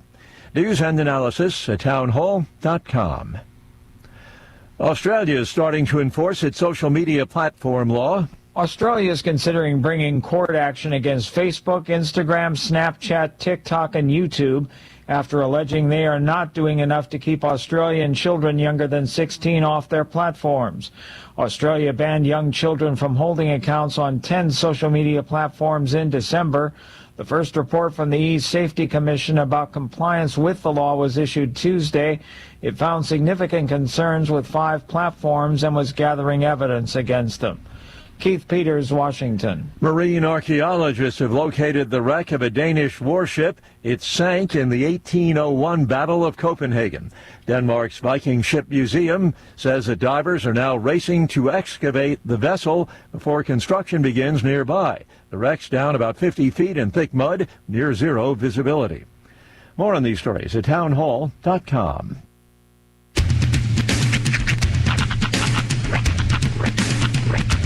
What in the wide, wide world of sports is going on here? I promise you, whatever scum did this, not one man on this force will rest for 1 minute until he's behind bars. Now let's grab a bite to eat. Yeah, come on. I feel the hot wind on my shoulder and the touch of a world that is older. I hit the switch and check the number. I leave it on and then I slumber. I hear the rhythm ringing through it. Flamenco guitar and cumbia music. I hear the talking of the DJ. The devil said, what does he say? I'm on a Mexican radio. I'm on a Mexican radio. Broadcasting live from high atop the J.P. White Building in downtown Roswell, New Mexico. It's Mornings with Mike Winters on 106.5 Roswell's Talk FM. Is that what I sound like when I talk? Now, here's your host, Mike Winters. And good morning. It is 6 minutes after 8 o'clock. Welcome to hour number 2. The deuce of Mornings with Mike Winters right here on 106.5 Roswell's Talk FM. Happy Thursday, everybody. Hope your day's going just swell. Welcome to it. Yeah. You know, I was thinking about something the other day. My friend's daughter is playing soccer again this year. Okay. And she's on a new team. Now, when you want your team to sound like aggressive, tough, you want to go with a name that's likewise, right? Sure. Like usually you go with like a fierce, animal, or maybe like a, like the Captains or something like that. All right. Her team name, I'm not a professional when it comes to team names or anything like that. The Fire-Bellied River Gators. Wow. What? That's a lot. That's a lot. Fire-Bellied River Gators. Yes. Wow. Fire-Bellied. It's a very descriptive mascot. It is. It's like, and I had to look it up to see if it was a thing, and it is. Is it? But I mean, and sure, they look tough. It's just that's oddly specific. It's okay. I'll give you an example. Oklahoma's state bird is the scissor-tailed flycatcher. Okay. It's a cool name for a bird. Yeah. Not a great name for a team. No. I don't think, personally. Well, it's almost like we're getting a little descriptive with our mascots. It's like, yes, we are the horn-toed litters with a slight, they got a slight complex issue, but they also like daisies, and they happen to be fans of chocolate. I mean, it's like now we're getting does all that fit on a shirt? Like I don't know. Like, is this like a little league soccer? Like, yeah, I don't know. I'm not talking about like pro league. She's 11. So. I just feel like because when it comes to making uniforms.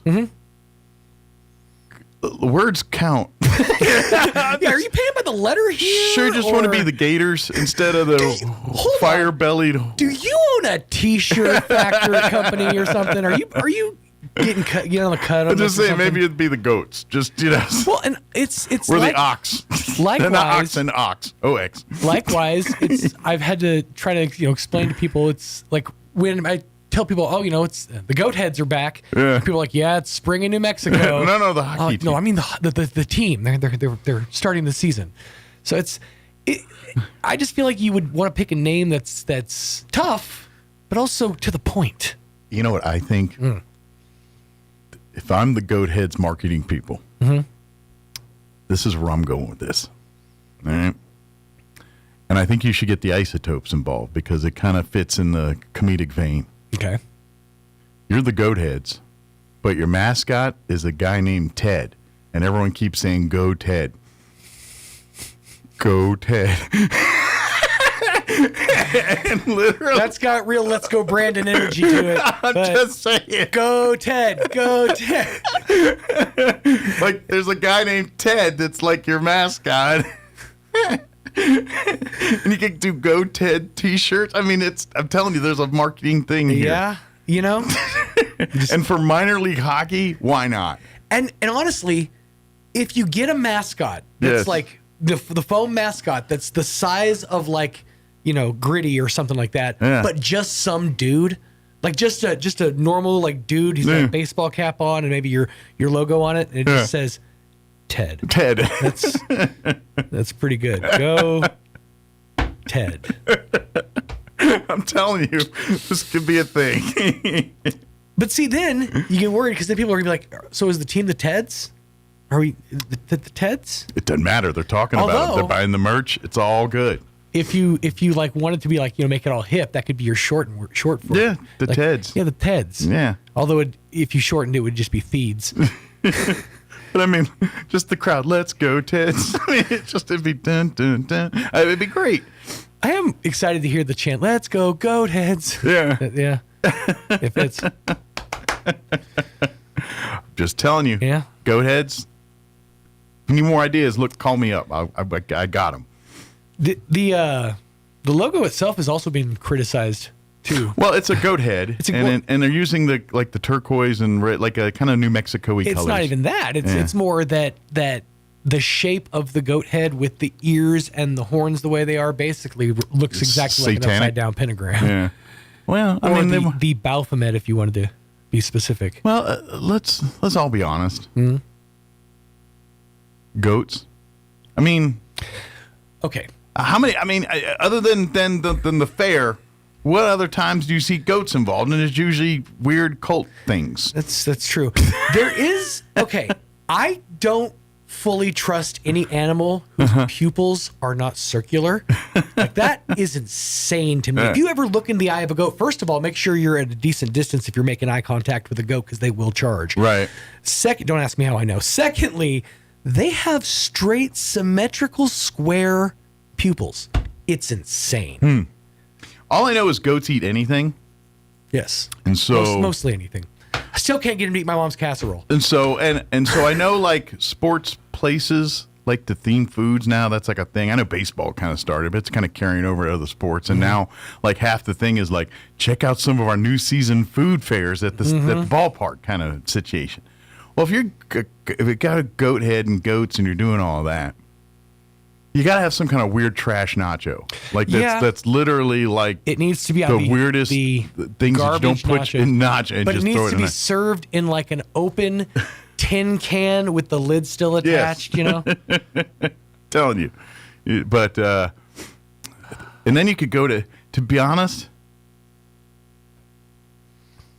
and then you could bust out like with the Ted thing. And you could get random famous Teds throughout time to go, you know. Ladies and gentlemen, tonight's Ted Dancing Night at Go Ahead Stadium. And then maybe a Ted Theodore Logan night.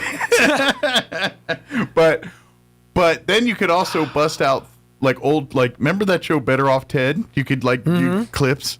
If you remember How I Met Your Mother, wasn't Ted the main character from that? So I was trying to find it. I knew I had a list somewhere of Teds. Of Teds. No, of the most absurd baseball fair coming for this season. Yeah. They have the Arizona Diamondbacks have the Take Me Out to the Ball Game shake, which is a milkshake with whipped cream, peanut butter sandwich cookies, and Cracker Jacks. How do you drink that? I'm imagining you spoon it. Yeah. I mean, it sounds delightful, I guess. The Houston Astros have brisket donuts. It's brisket served inside of the donut, which is then covered in barbecue sauce and topped with mac and cheese. Okay. That seems a lot. That's a lot. Barbecue and sweet don't seem. I mean, like the unless it's like donut and barbecue don't. Unless seem it's like a savory donut, but that's in and of itself kind of weird. The Colorado Rockies have the Glizilla, Okay. It is a 2-foot hot dog. All right. Which already feels phallic. Covered in whatever toppings you like. If it's too big, they say it's designed for sharing. The Philadelphia Phillies have the Schwarbomb Sundae. It's a mini helmet of ice cream topped with funnel cake. Topped with a funnel cake, fried Uncrustable, strawberry sauce, and fruity pebbles. Oh, so I heard shawarma, and I was like, is there going to be shawarma in this thing? It's because of Kyle Schwarber. Oh, the player. Okay. Yeah.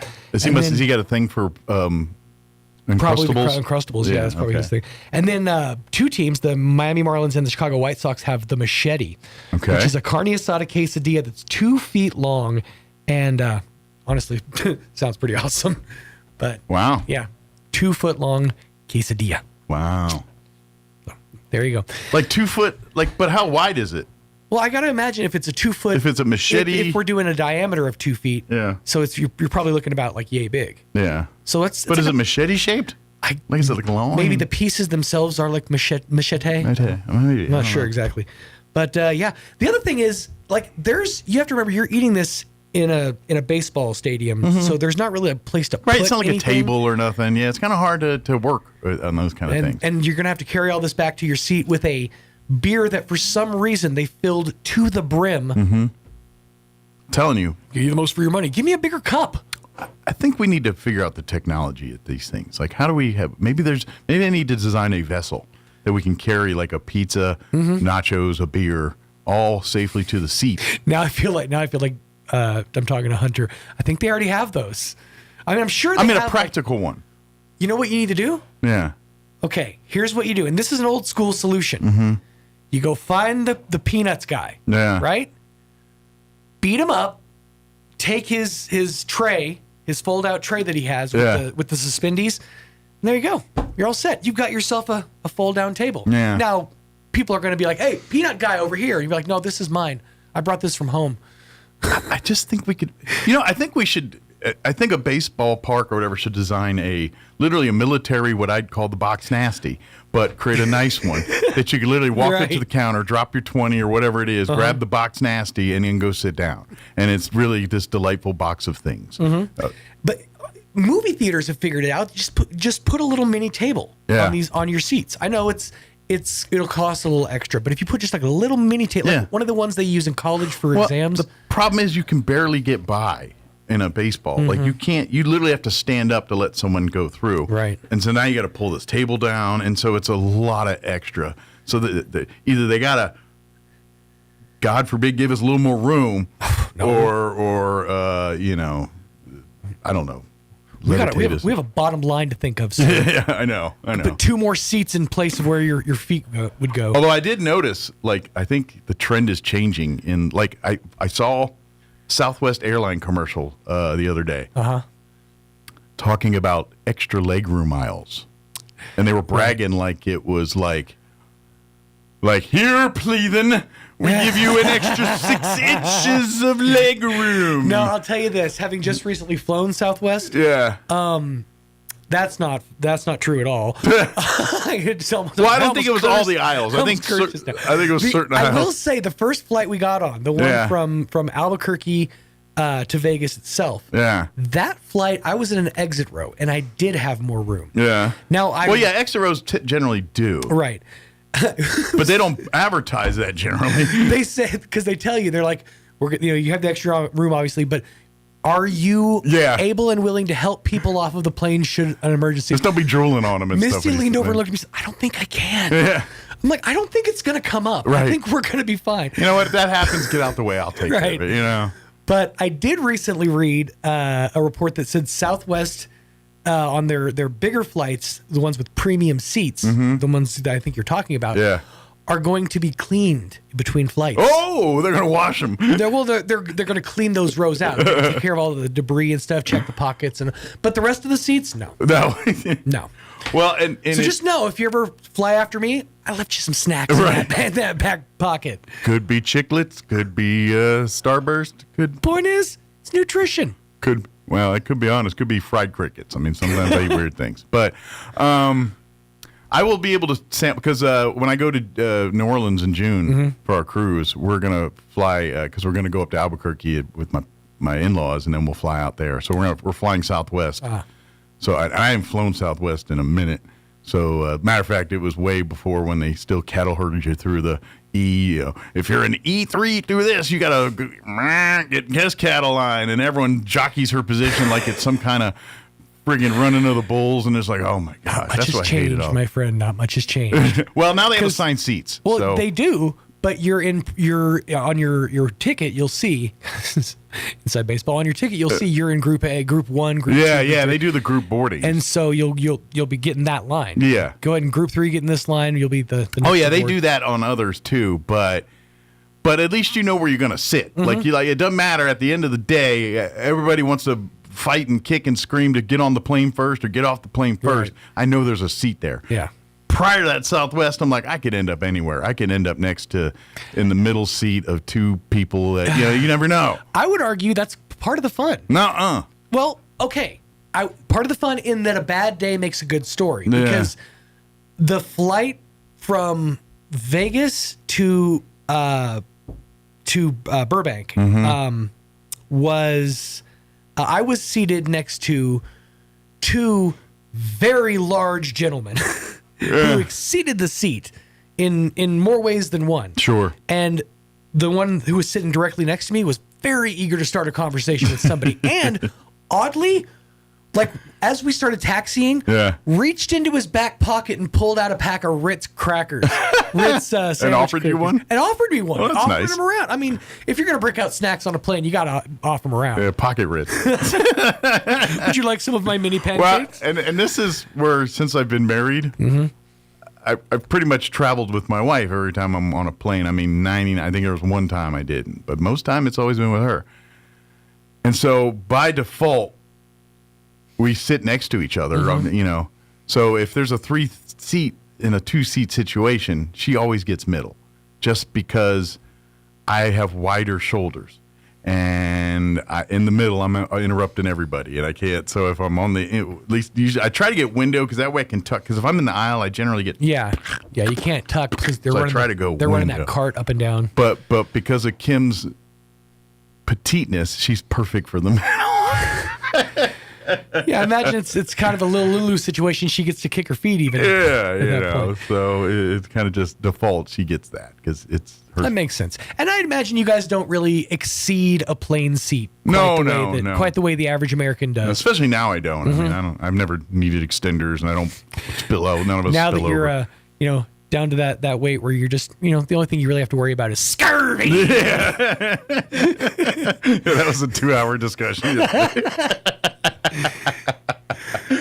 Oh man, I just know I need to see dodgeball again. That's just what it is. It's been a minute since I've seen dodgeball. I accidentally terrified my daughter just because it was fresh on my mind, and I know that my daughter eats very little vitamin C. Oh no! So she's like, "Well, what happens?" I'm like, "A lot of things. I mean, it can lead to losing your teeth, and you might even die." And she's like, "Oh no!" I'm like, "Honey, I don't think you're gonna get the scurvy, okay?" Yeah, it hasn't happened since Mostly pirates. just making conversation, sweetie. Yeah, pirates get it. There's a pirate problem because they're on boats and they eat a lot of salt pork. You know, my daughter not big on the salted meat so much. They're not gonna dehydrate her with that salted meat. No. How about a rum consumption? Surprisingly high for her age, actually. Oh man! Yeah, you'd think for a bunch of pirates in the Caribbean, they'd have a better access to more fruits. Right. But, I mean, yeah, it's tropical citrus area. country. That'd be a lot. I mean, more than just coconuts hanging around. Dock up and stock up on some limes, homie. Yeah, the mangoes or something out there. All right, let's get the hour going, shall we? We're going to play our interview earlier this week. We had Amy McVeigh-Tejas join us from the Historical Society. This is it. We're in the 2-minute warning for their scholarships. They've been posted since February, but April 6th, Monday, is the deadline for high school seniors and then continuing education for the one scholarship, getting those turned in by Monday, those applications. So we're going to play that interview, get an update from her as well as what's happening at the Historical Society. Before we do that, though, let's get you up to date on the weather. I'm meteorologist Steve Hamilton with your Pecos Valley weather. Mid-80s on today's high and sunny with high pressure over the area, a little bit breezy. Overnight, a few clouds, and we're in the upper 40s, and then we get mid-80s and sunshine again on Friday. Then for Saturday, we'll have sunny skies, cooling off a little bit, right around 70 on the high. We'll stay near 70 with a slight chance of a shower or thunderstorm on Sunday. That's your latest forecast. I'm meteorologist Steve Hamilton. Thank you, Steve. Currently 56 degrees here in Roswell. Humidity at 40% with winds out of the north at 5 miles per hour. We do have a red flag warning that's kicking in at noon today, remaining in effect through 9 p.m. this evening, and that's because of the dry conditions and a little breezy. Sunny, high of 85 today. Winds will be out of the west, 10 to 15 miles per hour. Tonight, clear. Overnight low of 50. South winds 15 to 20. They'll drop down 5 to 10 after midnight. Friday, sunny skies and a high of 84. Northwest winds 5 to 15 miles per hour. Things do cool down for the weekend. Friday night, partly cloudy, overnight low of 46, 10 to 15 mile an hour winds. But we drop down into the low 70s on Saturday, mostly sunny and 71. North winds 10 to 15 miles per hour. They'll shift to the southeast Saturday afternoon. Sunday, we are looking at a 20% chance at showers, partly cloudy, high of only 67. 20% chance of rain for Sunday night as well, with an overnight low of 41. 30% chance of rain Monday, mostly sunny and 68. 30% Monday night. And then Tuesday, we're looking at a 50% chance of rain with a high of 70. 20% on Tuesday. So looks like I got some good rain chances coming up. Cross your fingers, do your rain dance, see how all that shapes up. All right, 8:26, we're going to take a quick commercial break, then our interview with Amy McVeigh-Tejas from the Historical Society for Southeast New Mexico. Don't go away, you're listening to Mornings with Mike Winters. Calling all Mustang owners. Get ready to rev up your engines for Artesia Ford Mustang Day, happening Friday, April 17th. Join fellow enthusiasts and celebrate America's most iconic automotive legend, the Ford Mustang, turning 62 years strong. Show off your ride, connect with other local Mustang owners, and enjoy free hot dogs, chips, cookies, and soft drinks. So call Artesia Ford today and sign up 575-746-3578. Don't miss the celebration, Friday, April 17th at Artesia Ford Sales. Check out some of the bargains you'll find this week at your local Farmers Country Market. Select bags of Nabisco Oreos are 2 for $9, and select 12-pack cans of Food Club soda are 3 for $12. In produce, 1-pound containers of red ripe strawberries are $1.77, and juicy mangoes are 2 for $3. In the meat department, pork spare ribs are $2.69 a pound, and Cook's shank portion bone-in hams are only $1.79 a pound. These are just some of the savings you'll find this week at your local Farmers Country Market. Spring is here, and Fulkerson has a few spring HVAC tips to help you get ready. Check for uneven temperatures from room to room. Replace your filter and pay attention to sounds that your unit makes. A professional spring checkup helps catch these issues early. And with the right fit membership from Fulkerson, you can rest assured knowing your unit is ready.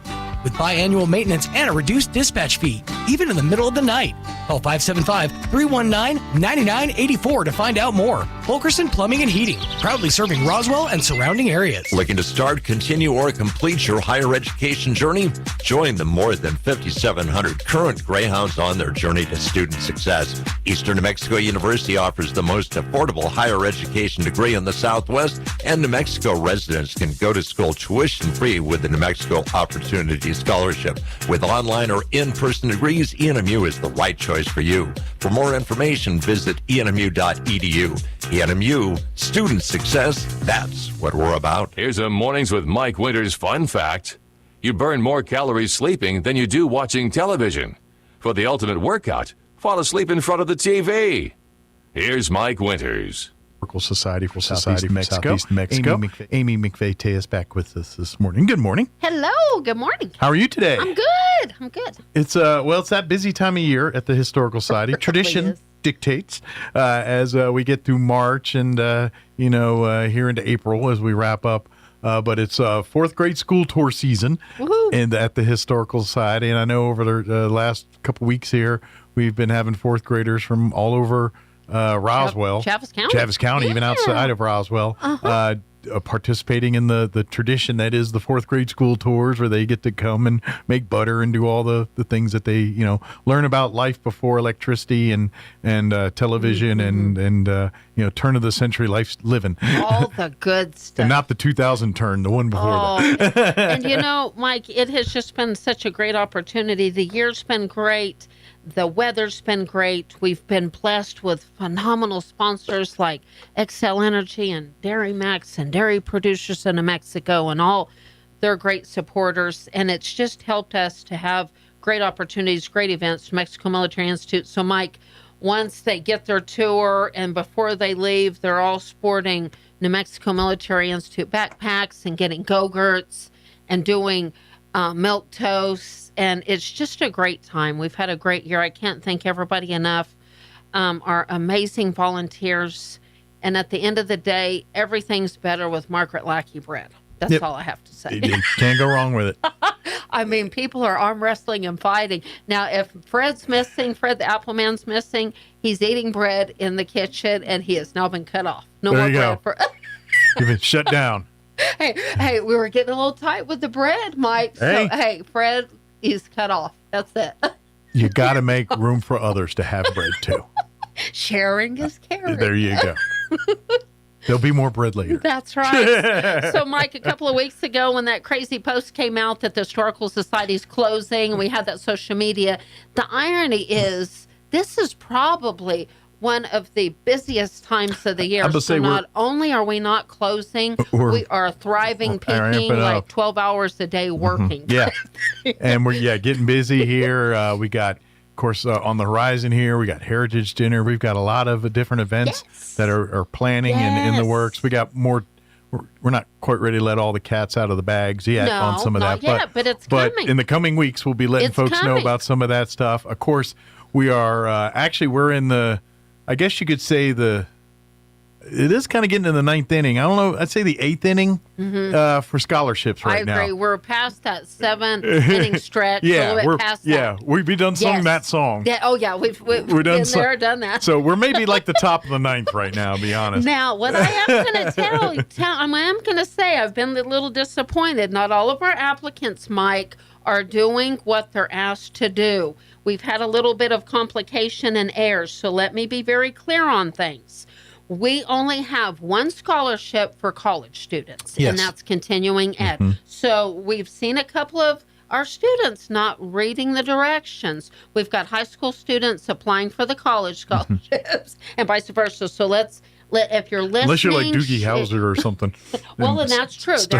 There have been exceptions, but for the majority, our college students need to apply only for continuing ed, and that's a college student, whether they're 18 or 60, PhD, associate's degree, trading. Exactly. Yeah. Please remember, continuing education doesn't necessarily mean a four-year university. Could be any kind of secondary education, whether it's trade school or a specialized school, beauty college, whatever that is. Sure. Yeah, And then we have 3 categories for our high school students. High school students that are going to major in humanities and arts. High school seniors,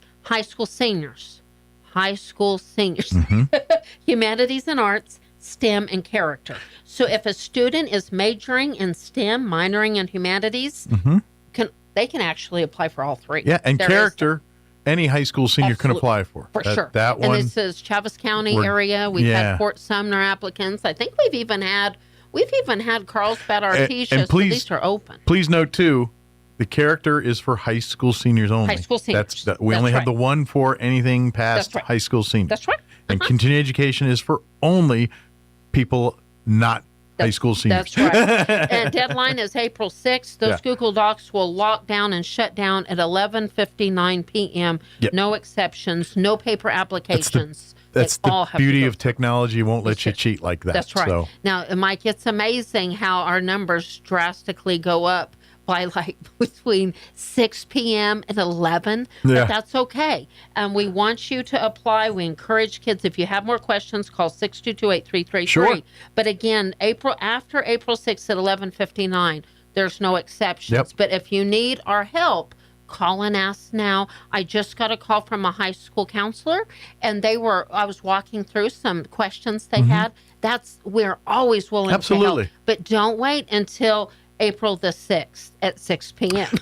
Matter of fact, I think the 6th is what, a Monday? Yes. So the 5th is going to be really hard to contact anybody. To be quite honest, and we really want to encourage kids, if they need help, have any questions, they need to call their schools, get information, get the transcripts and everything. Yeah. Because April 6th is Monday. Yeah. Yes, sir. So you really, the 3rd is the Friday, and then the 4th, 5th, That's exactly are really right. kind of a and wash kids, as far as questions go. School is not in session on Friday. So, again, that's if you right. have It's Good any Friday because questions, Easter weekend. Yeah, absolutely. Yes, but this is the thing. We've had this open, and I got a call from somebody saying, have you allowed, they didn't know if we'd allowed enough time. Our scholarships have been open since February 2nd. Yeah, I was about to say, this is. And this is so we've had February, March, and then the beginning of April. Yeah, so we've given going ample for 2 months, time. yeah. And I know kids often put things to the last minute, but we want to encourage them. Absolutely. And I will tell you this now. Our committee that goes through and selects, it is not for a lack of quality and quantity of applications. Oh, for sure. There are unfortunately students that will get turned down. We get plenty of applications, and the time window has always been the same. So that's not a real weighty argument if that's your argument. No. And we have it's a private panel. We've got everything from a previous superintendent of school district.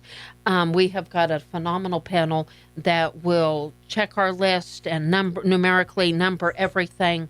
And we could not be more. And I will say this, if you're listening and would love to be part of supporting and making another scholarship possible, call the museum at 62283. Absolutely. Nothing would give us greater joy to offer an additional scholarship. Because, Mike, every year we do have these situations, 1 or 2 points could change. There are, there's debate. calls. There's some serious debating goes on and will be and has been in the past over. And so, the one way to solve that is we make a bigger pot and get more donations. And so if you want to join in, you can absolutely call this week today and say, hey, I heard about that. I'd like to pony up an amount of dollars to cover another scholarship or whatever it is you'd like to do. Yeah. Mike, I can't. And I want to say a special shout out to Landmark Signs. They were wonderful support us last year, and I'm happy to tell you that our scholarship recipients, I believe, will be on one of their large electronic billboards for the whole month of May. Nice. Celebrating these kids. So that's just wonderful local support doing great things to support these amazing students. Yep. I will go ahead and note we've got Youth Challenge scholarships coming up also. We've got a lot of things going on. Nothing would give us greater joy than to make another scholarship possible. So call the museum at 622-8333 or email me at historydirector@outlook.com for more information. It's almost time for our blood drive. Mike, we go from school tours and I'm thinking, oh my gosh, we can fill up the blood drive. And we do have blessings already for the blood drive. Blood drive blessing. That's Amy is. I had to stash them. Amy always goes above and beyond. And if you play your cards right, because you generally, if you're a regular donor, we have a blood drive usually right around when it's time for the average person to be due to donate again. That's right. So if you locked down last time, you can already have locked down this one. And conversely, if you haven't, let's make this one the first one. Sure. And then we'll get you here. And it's like, okay, well, next one will be here in the next quarter. We'll have you ready and set up here for the summertime, I'm guessing. Anybody listening, our blood drives are April the 21st. And that is August the 18th and then December the 8th. Message me, and literally to make your life easier, this is how easy we're going to make it, Mike. They can text me at 575-915-4471. If you've donated with Vitalant before, you'll be in the system. We'll upload you. Let's go ahead and get you scheduled for April, August, and December. You'll be blocked up, and I just think it's amazing. We're saving lives together. And it's pretty cool. Like if you have not donated blood in a while, they give you a lot of useful information about yourself while you're donating too. Like if you don't know your blood type, you will know by the time you know you donate blood the first time. But and then Now they'll tell you, you'll get like a little note like a week later, so saying, "Hey, your blood was used today and Mike, saved." When you get that text, you just saved a life in Pennsylvania or something. Yeah. I'm telling you, there is nothing greater than that. Just a couple of other quick things while I'm thinking about it, Mike. It has been an amazing month celebrating Women's History Month. We've had our 4th grade school tours celebrating through our displays of fashion and our panels. Shout out to Stacy and Elaine that helped with that. Mike, we're going to go ahead and keep that up for a couple of weeks in April, and this is why. We've got all our kids, school kids, excited to show their parents all this celebration. Sure. So we're going to keep it up 2 weeks in April, so the middle of April, so make sure and log on to our website to schedule a tour, so and let's honor this legacy of women's history from So Linda here mid-April, Sanchez. we'll see a change in the exactly right. changing the theme panels, and that'll segue into then we will go full-fledged 250 Roswell America, celebrating American celebration. We've got red, white, and blue. Shout out to Juliana Halverson and our great committee. Really, Mike, making arrangements. We were already talking about things through Veterans Day. So if you want to know more about that, you can contact Juliana Halverson or even call the museum. I believe this is something that all of Roswell needs to show up, participate in. There's block parties. There's great events coming up for the 4th of July. Absolutely. We were even talking about, the planters downtown. We're going to work with Main Street Roswell to get that red, white, and blue. I think every business, every home, how cool is that again? Once again, Mike, how many times we talk on the radio about coming together as a community? Let's do that red, white, and blue. So really the museum from April through the fall, it's time to celebrate America. There you go. Well, it's time now, but we're going to get in full-fledged decoration. We should do like, because I think of Americana, and you think of like, and like with the summer getting ready to come up here, I'm like, we should do like the lemonade ice cream. So like, you know what I mean? Like the picnic tables with the plaid tablecloths, and we got the lemonade and ice cream or something. And like I hear violins. And it's unique that you're talking about that, Mike, because we had a meeting yesterday, Juliana Halverson, so for the 4th of July, with the fireworks and everything, at CeeLo Grande, it's going to be a good old-fashioned celebration of the sack races and all those fun things. But I think what you're talking about is getting these neighborhoods together. Yeah. We've got neighborhood cleanups coming up. We've got all these fun things. So it's time block parties. And like I remember as a kid, we'd have stuff like that. And we don't seem to have like the whole street would like have like literally like a little picnic in the park, or in the like on your street corner. Celebrating red, white, and blue, what it really means and stuff. So if y'all need more information about that, you can go onto the website. We've got information about it. Juliana Halverson, and there's a large group of us just coming together. And if you have great ideas, that's the main thing. We've all got great ideas of memories. And this is our history. I mean, this is Historical Society 101. We're talking about 250 years of history. Yeah. With all these ideas come other great projects that we can all grow. And I think that at the end of the day, this is that committee. That's what we want. Absolutely. We want something going on all the time in different places with great opportunities. And I know just because of my other circles and hats I wear. Like, for instance, like you'd mentioned Veterans Day here. I know, how each year the Veterans Committee and all that, they kind of like to try to, like last year's, there was Women in Uniform. That was kind of the theme. Well, this year it's going to be part of the 250. And so, it's basically America is the theme for this year's Veterans. And I think it's just a great time, with everything going on in the world. Let's again, our resilient little community coming together to celebrate 250 years. So if anybody listening, it is renewal time on memberships. If you're a supporter and perhaps haven't renewed your memberships, we've got some great events coming up at the Historical Society. Follow us on Facebook or social media, and we will be announcing Fun Heritage Dinner along with some other events to come. So the best is yet to come. No matter what if you see some crazy something on social media, all I say is we're doing great things, and I want to encourage people to get involved because we have got a lot to do this year, Mike. And I cannot thank enough our school tour volunteers, the Strange family, Stacy Rocha, all of our other angels, Robin, and even Fred the Appleman.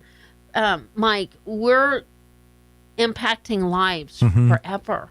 They don't forget it. We just got and information about somebody 30 years later coming back for sculptures. Now, granted, I haven't been doing it, but we just don't take a moment for granted. So we're having a lot of fun doing great things, and I can't thank people enough. Absolutely, and we appreciate those folks that support that. And please, always looking for more volunteers to be a part in serving in multiple ways, being a docent. Team. Air race volunteers, team. we're air race. It's to be honest. that time. Now's the time to start gathering your flock, and the Historical Society will once again be out at the air races all 4 days, all week. We have an amazing team, but our little flock is going to grow, and we're going to have a lot of fun. So, support. Let's make a plan now. And I'm telling you, with the Thunderbirds on the roster, it's going to be a bigger. It's exciting. And with all classes now on deck.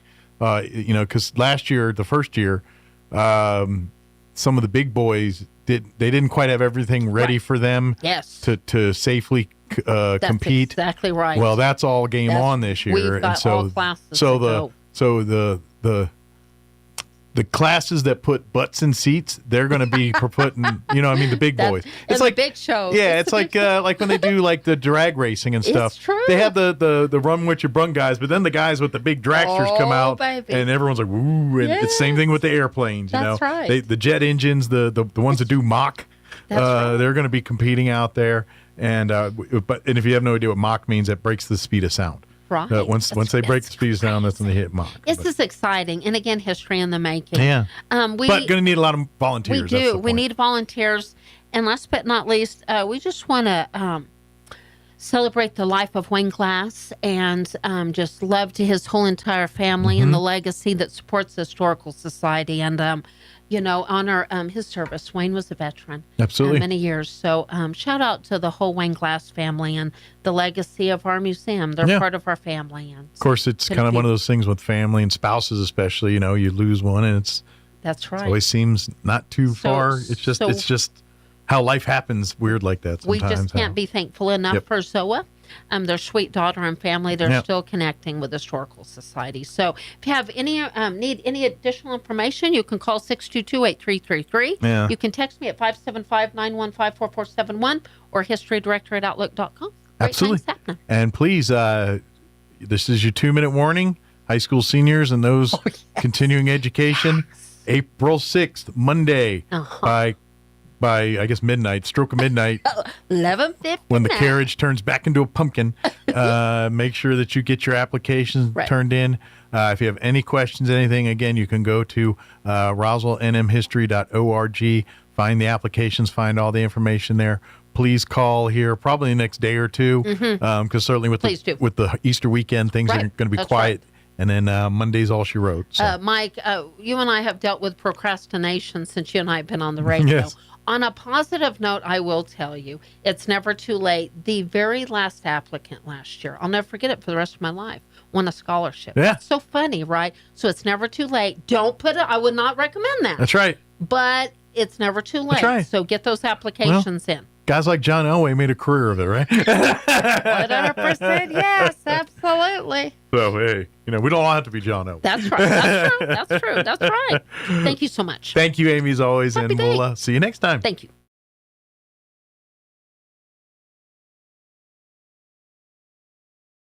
In Washington, President Trump says the Iran war is nearing an end and should be over very soon.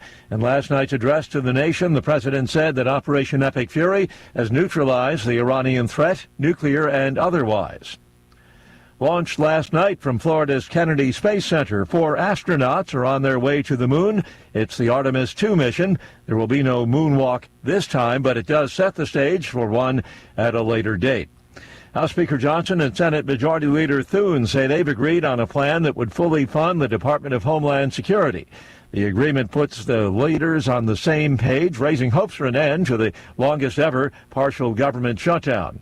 Following yesterday's rally this morning, stock futures have been sharply lower. The Dow futures down more than 600 points ahead of the opening bell. More details at srnnews.com. Now, time for another Otis Advisory. Get your bunker buster with cheese. That's one flying hot tamale, weighing in at a cool 30 tons of fun.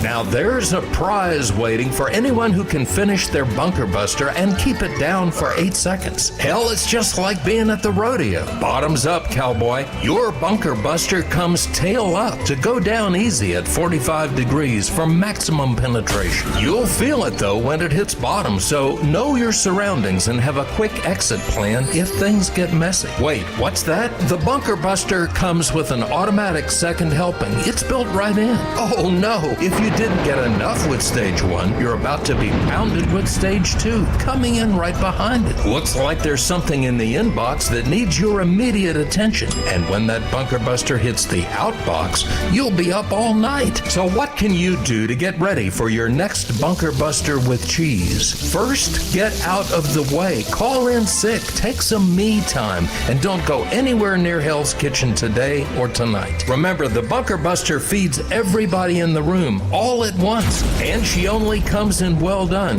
No separate checks, you won't need them. Look, we know that Ozzy is the Ayatollah of rock and roll, and he's selling his DNA for $4.50 a can. So there is a business in being liquefied. That's the way we Otis. I'll see you at the Peace March. I'm meteorologist Steve Hamilton with your Pecos Valley weather. Mid-80s on today's high and sunny with high pressure over the area. A little bit breezy.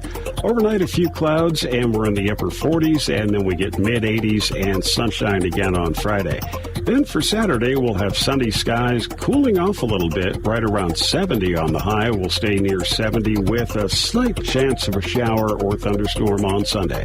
That's your latest forecast. I'm meteorologist Steve Hamilton. All across America, this is the Red Apple Audio Network's Market Report, sponsored by Abacus Global Management. Good morning, I'm John Terrett. There's no doubt about it. Wall Street was in the mood for risk yesterday. Word on the street was that the Iran war is winding down. That was before they heard the president address the nation last night. On the data front, U.S. retail sales rose 0.6% in February, so the markets closed yesterday afternoon higher by between 0.5% and 1%. Company headlines, the really big story of yesterday is SpaceX confidentially applying for an IPO, an initial public offering. Elon Musk's company could raise $1.7 trillion. He's hired the 5 biggest banks in the world and scores of smaller ones to help him sell the idea. It's called Project Apex. Nike shares fell 16% yesterday due to weak guidance and an anticipated 20% drop of business in China. Nike's big in China, but there's so much competition there. And the chocolate people, Hershey's, will return to traditional ingredients for their chocolate bars after the founder told them to stop using the more modern ingredients. Yes, sir, we will. The FDA approved Eli Lilly's new obesity drug. It's called Foundeo. Lilly's stock was up 4%. And today is the 1-year anniversary of the Trump tariffs and Liberation Day. Remember in the Rose Garden with that whiteboard? That was a year ago. With business, I'm John Terrett. This is the Red Apple Audio Network's Market Report, sponsored by Abacus Global Management. What if the future of finance wasn't built around averages, but around you? At Abacus Global Management, we're reshaping financial planning around the most personal data point, your lifespan. But it's more than just insight, it's control. As a technology-driven asset manager, we're empowering investors with an integrated system to take command of your time, your future, your financial destiny. This is a new era of investing. Take control at abacusgm.com. Innovation, service, integrity, and knowledge. J.S. Ward & Son Insurance Agency. Auto and home, life and health, personal and commercial. Bonds too, since 1925. We have the coverage for you. Innovation, service, integrity, and knowledge. J.S. Ward & Son Insurance Agency. The prophet Isaiah foretold the events of Easter with these words, "Surely he took up our pain and bore our suffering, yet we considered him punished by God, stricken by him and afflicted. But he was pierced for our transgressions, he was crushed for our iniquities. The punishment that brought us peace was on him, and by his wounds we are healed. For he bore the sins of many and made intercession for the transgressors." One of my favorite phrases in this passage is the one that reads like this, The punishment that brought us peace was on him. With the death of Jesus and his resurrection, you and I are at peace. The world is in great need of peace. Maybe you're in great need of peace. If you accept the forgiveness from our perfect Savior, you can have that peace and the hope of a perfect eternity with him. Join us Easter Sunday to know Jesus and the peace that he offers. Join us at the Country Club Road Church of Christ for worship at 10 a.m. on Sunday, located on the corner of Country Club and Washington in Roswell.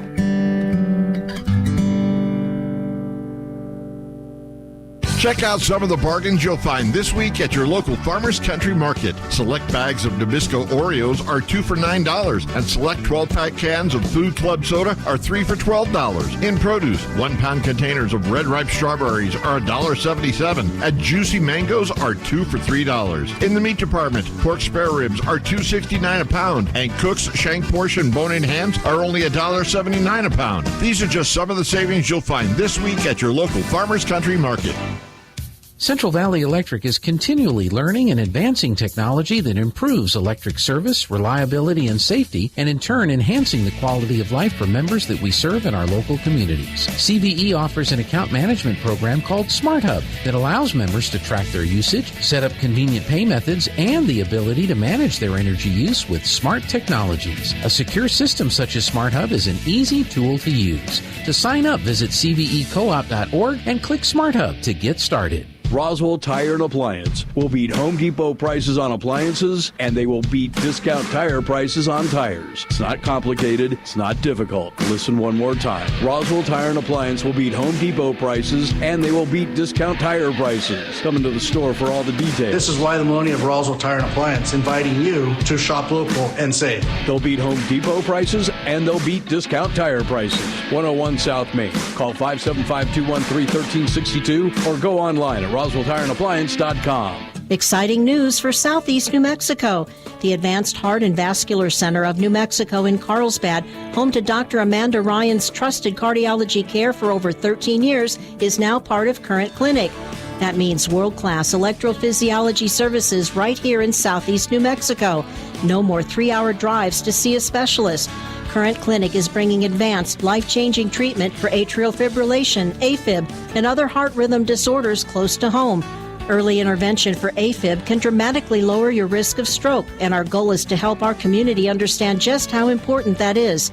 You and your loved ones deserve comprehensive, cutting-edge heart care without leaving town. If you're experiencing an irregular heartbeat or AFib symptoms, expert care is now available locally.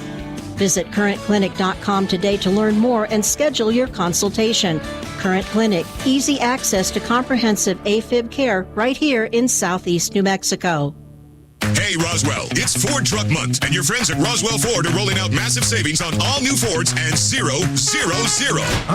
You heard right. During Ford Truck Month, get 0% financing for 60 months, 0 down, and 0 payments for 90 days. Plus, Roswell Ford needs your trade today, so we are willing to overpay. We'll do whatever it takes to get you released from your car, truck, or SUV, even if you owe thousands more than your trade is worth. So you can upgrade to a new Ford for less, with 0% financing for 60 months, 0 down, and 0 payments for 90 days. Roswell Ford has partnered with more aggressive lenders that will push to approve your credit with great rates and terms, even if it's less than perfect. Get on board at Roswell Ford. Upgrade to a new Ford today and get huge American-made savings with 0% financing for 60 months, 0 down, and 0 payments for 90 days during Ford Truck Month. 821 North Main Street in beautiful Roswell. Call 575-623-3673 or online at roswellford.com. Interest accrues from date of sale. 0 APR is $16.67 per thousand. Financed on 2025 F-150s. Subject to lender approval. Offers not combined on select vehicles. If you plug your nose, you can't tell the difference between an apple, potato, and an onion. Unless you open your eyes. Here's Mike Winters. And good morning. It is closing in on 8:57 here. Stay tuned next hour. About 9:15 or so, we're going to start our replayer interview we had with Matt Bristol. He joined us back earlier March. He pops in each month from Bristol Law and just gives us good legal information. So we'll play our last interview with him next hour. Hey, Leadership Roswell Alumni Association, they've got their Teen Leadership Institute coming up here April 10th and 11th next weekend. And they've got their applicants. They've got all that set here. Their goal this year was to raise $30,000 for scholarship money. It is their 30th anniversary of the Teen Leadership. And so their goal is to raise $30,000. They are a smidge short of their goal right now. So they'd like to get that goal here by next week for the actual institute. So if you'd like to help out, make a donation. The easiest way I imagine you could do it is if you go on Facebook and go to Leadership Roswell Alumni Association or Teen Leadership Institute on Facebook. You'll find a little QR code box there with a QR code, little flyer. Scan that, and there's a link there. You can make a donation there to that and get us to that goal of $30,000. Like I said, they're really close. They're just kind of trying to do that last push to get over the hump there. And like I said, the deadline's coming up here because the actual camp itself will be next weekend. And high school juniors and seniors will be getting scholarship money. And so they could really use that last push here. So please go on to Facebook, look for Leadership Roswell Alumni Association, Teen Leadership Institute, any of that. You'll see a little QR code. It kind of looks like this one. If you're watching on the video there, and you'll just scan that with your phone or what have you, and go there, and you can make a donation and do all that. Be much appreciated here. Real quick, too, don't forget Camp Invention. Sign-ups are going on now for that. That's for kids entering kindergarten through 6th grade. It is a week-long day camp for STEM. It's fun projects they do all week long. It's going to be June 1st through the 5th. At the All Saints Catholic School.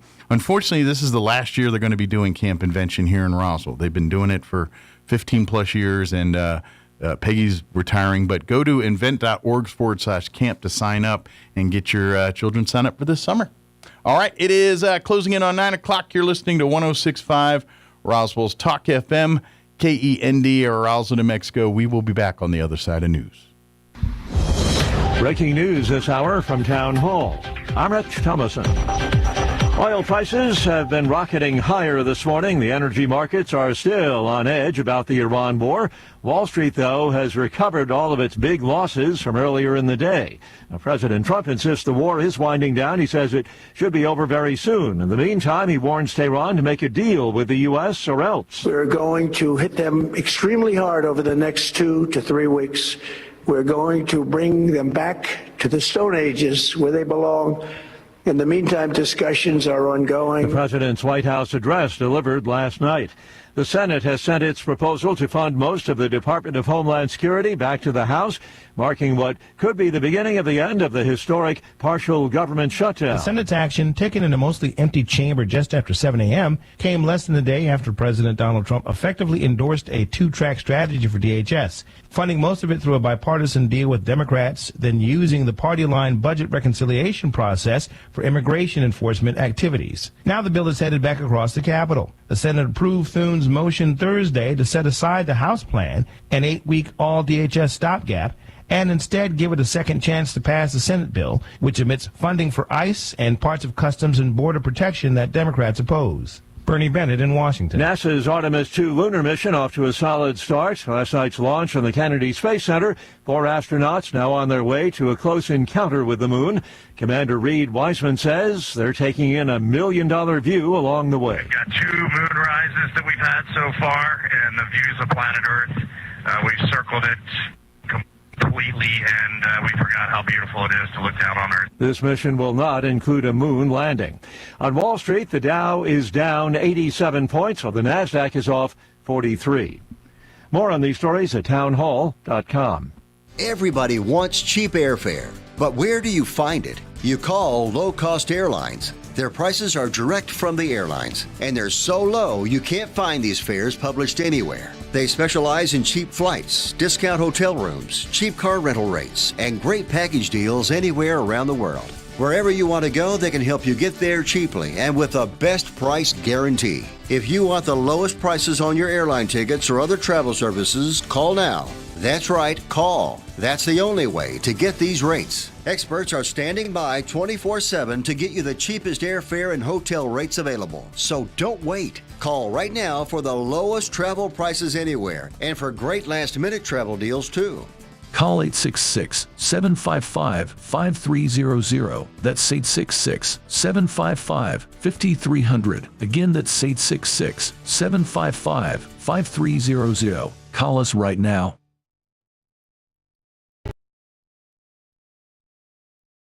Almost 2,000 civilians have been killed in Burkina Faso since the military seized power 3 years ago.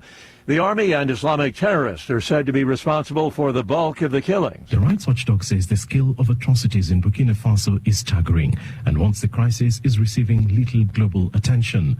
The report highlights one incident in which more than 400 people were killed during a security operation near the northern town of Djibo in December 2023. Survivors describe the killings as brutal and say they continue to suffer deep psychological trauma. Investigators say the authorities have failed to hold those responsible to account. Human Rights Watch is now urging the International Criminal Court to open a preliminary investigation into the killings. The BBC's Richard Kagoy. An undersea magnitude 7.4 earthquake has toppled buildings in parts of northern Indonesia. One person was killed. News and analysis, townhall.com. Federal health officials have approved a new weight loss pill from Eli Lilly. The Food and Drug Administration's decision means patients in the U.S. will soon have access to a second daily oral medication to treat obesity and weight-related issues. The drug will be sold as Foundeo. It starts shipping on Monday. The new pill joins Novo Nordisk's Wegovy pill, which has generated more than 600,000 prescriptions in the U.S. since it was approved in December. Lilly says pricing for Foundeo, for those with insurance, will start as low as $25 a month. Bob Agnew reporting. SpaceX has filed preliminary paperwork to start selling shares to the public. That's according to two sources familiar with the filing. Now, this would be a blockbuster offering that's likely to rank as the biggest ever and make the SpaceX founder, Elon Musk, the world's first trillionaire. A SpaceX IPO promising to be one of the biggest Wall Street events of the year. More on these stories, townhall.com.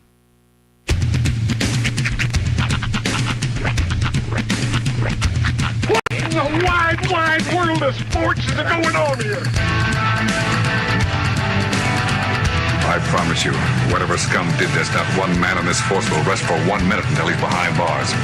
Now let's grab a bite to eat. Yeah, come on. I feel the hot wind on my shoulder and the touch of a world that is older. I hit the switch and check the number. I leave it on and then I slumber. I hear the rhythm ringing through it. Flamenco guitar and cumbia music. I hear the talking of the DJ. The devil listen, what does he say? I'm on a Mexican radio. I'm on a Mexican radio. Broadcasting live from high atop the J.P. White Building in downtown Roswell, New Mexico. It's Mornings with Mike Winters on 106.5 Roswell's Talk FM. Is that what I sound like when I talk? Now, here's your host, Mike Winters. And good morning. It is 6 minutes after 9 o'clock. Welcome to hour number 3 of Mornings with Mike Winters right here on 106.5 Roswell's Talk FM. Happy Thursday. Welcome to it. Hope your day is going just delightful. Yeah, should be shaping up to be a really nice day out there. I say it looks nice out. Sun's shining. Sky looks pretty clear. I think we in the 60s yet? I think we have hit probably in the 60s right about now, I would assume. According to 62 according to my weather report. So we do have a red flag warning that's supposed to kick in at noon today. Yeah, because we can't have big nice things. But it'll get breezy, but not crazy windy. I think it's more the fact that it's dry and the breezy. Yeah. But it's not supposed to get like. Well, that's the problem. Is it is dry, but that is what that's what carries the embers. Yeah. So please, extinguish your smoking material. Put your fires out completely if you're out at about lighting campfires. Yeah. Your welding and all that. Yeah. All you welders out there, mind your sparks. Yep. All that good stuff. Anybody out there who's just randomly shooting ferro rods into the street, stop what you're doing. Because you're about to ruin The Messagenda style. But hey, I am a product of the 80s. I haven't heard that song in a minute. All right, stop what you're doing, because I'm about to ruin the message and the language that you use it. I am a product of my childhood. Good we only stuff. So. I did see a funny meme. I yelled at these folks right before show. I said, all right, so Artemis 2 just launched yesterday. That means we got 10 days to get everybody on planet Earth a Planet of the Apes costume so we can play a really funny prank when they're back in 10 days. We're going to need a half Statue of Liberty. That's right. We could do this. You blew it up. You blew the whole thing up. I ain't gonna lie, that would be the ultimate April Fool's Day. The thing launches on April 1st. Right. Comes back. I mean, they'd be like, fooled you. You really didn't go to the moon. You've been sitting in this box the whole time. What they're gonna do though to counteract it is they're gonna right before they enter Earth's atmosphere, they're gonna quickly put on alien costumes. And they're gonna come back, or like the babies from the Kinder Bueno Super Bowl ads. Oh my God, right? How they all eat Kinder Bueno and turn to babies or whatever happens up there, and they all come back. That would be good. That would be pretty funny. Except that Canadian baby be a little bit bigger. Because you heard about him? Like I think he's like 6'7" or something. Like the Canadian astronaut's like a huge dude. Holy apparently. moly, really? Yeah, he's a big one. That's the whole reason that the Big Bird couldn't make the flight. He couldn't fit in the capsule. Yeah, I'm told he's a tall dude. It's impressive. Yeah. They've done a lot of things with capsule technology these days. So, but that would be fun. So if we can all work on that, get on Amazon, get you Planet of the Apes masks and all that for 10 days from now. There was some interesting ones yesterday for April Fools. At the very least, like the recovery crew. I'm assuming they splash in the ocean or wherever they're going to land at, and like the recovery crew, they're all like just have them come out as monkeys. That would be delightful. Of course, they're not going to put any of that tomfoolery out there, but I mean, or if you really want to, if something that's probably more achievable or attainable, get like biohazard suits and the masks, and then when they land, when they open the capsule, just reach in and go, pull them out. Fun. Now I went right to Back to the Future when Marty plays Darth Vader to scare his dad to take his mom out to the dance or whatever. That's a weird statement. So that he could get warned. Right.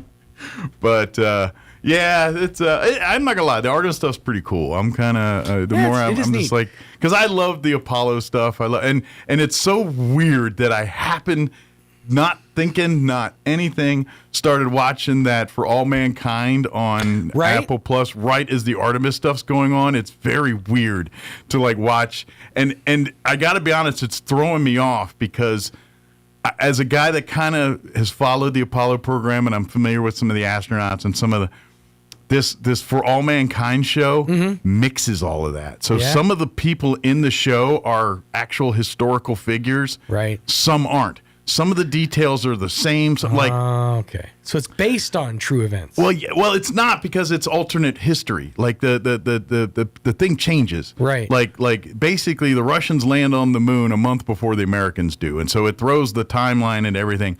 But what's not necessary, like some people, like the President's Nixon and Deke Slayton is like the one, the head guy. That was all true, and Werner von Braun's in there, and that's all.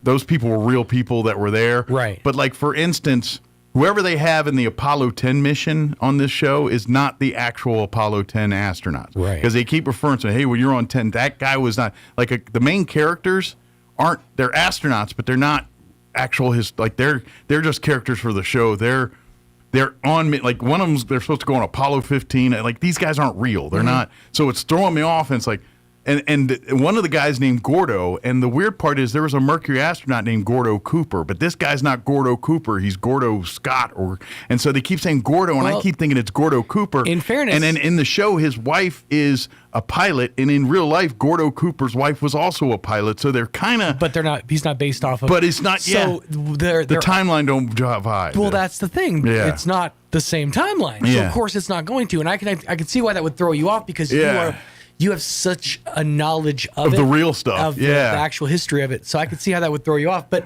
it's one of those things where you have to suspend. And that's what I'm trying to do. And I'm really trying to okay, that's not Gordo Cooper. Right. This is another. But they just really patterned him after him because it was this of a timeline until it made the split. That's why there's so many characters that are the same. People that are the same. Nixon and his administration, because that would have been delineation. But like where it differs in like where it picks up in our moment in history, some of the real history before they didn't put in or they changed it, so it doesn't quite like where it picks up in the story, it's Apollo 10's already happened. So, but in real life, Apollo 10, the astronauts on their Apollo 10 were not the real life Apollo 10 astronauts. Those are fictional guys. The real ones, Gene Cernan and those guys, they're not here. Right. And they're not even mentioned. So, but then some guys are. Deke Slayton was one of the original Mercury 7 astronauts. By the time Apollo hits, he's kind of running the astronaut crews because he had he actually didn't get to go into space during Mercury because they found a heart deal with him. Oh. He did end up going to space during Apollo when it was the Apollo Soyuz, when the Russians and the Americans were doing their stuff in the 70s. He got to go up then. But as he was originally a Mercury 7 astronaut that didn't get to go up till the 70s. But anyway, that's another story. But anyway, he's in it all. So it's very...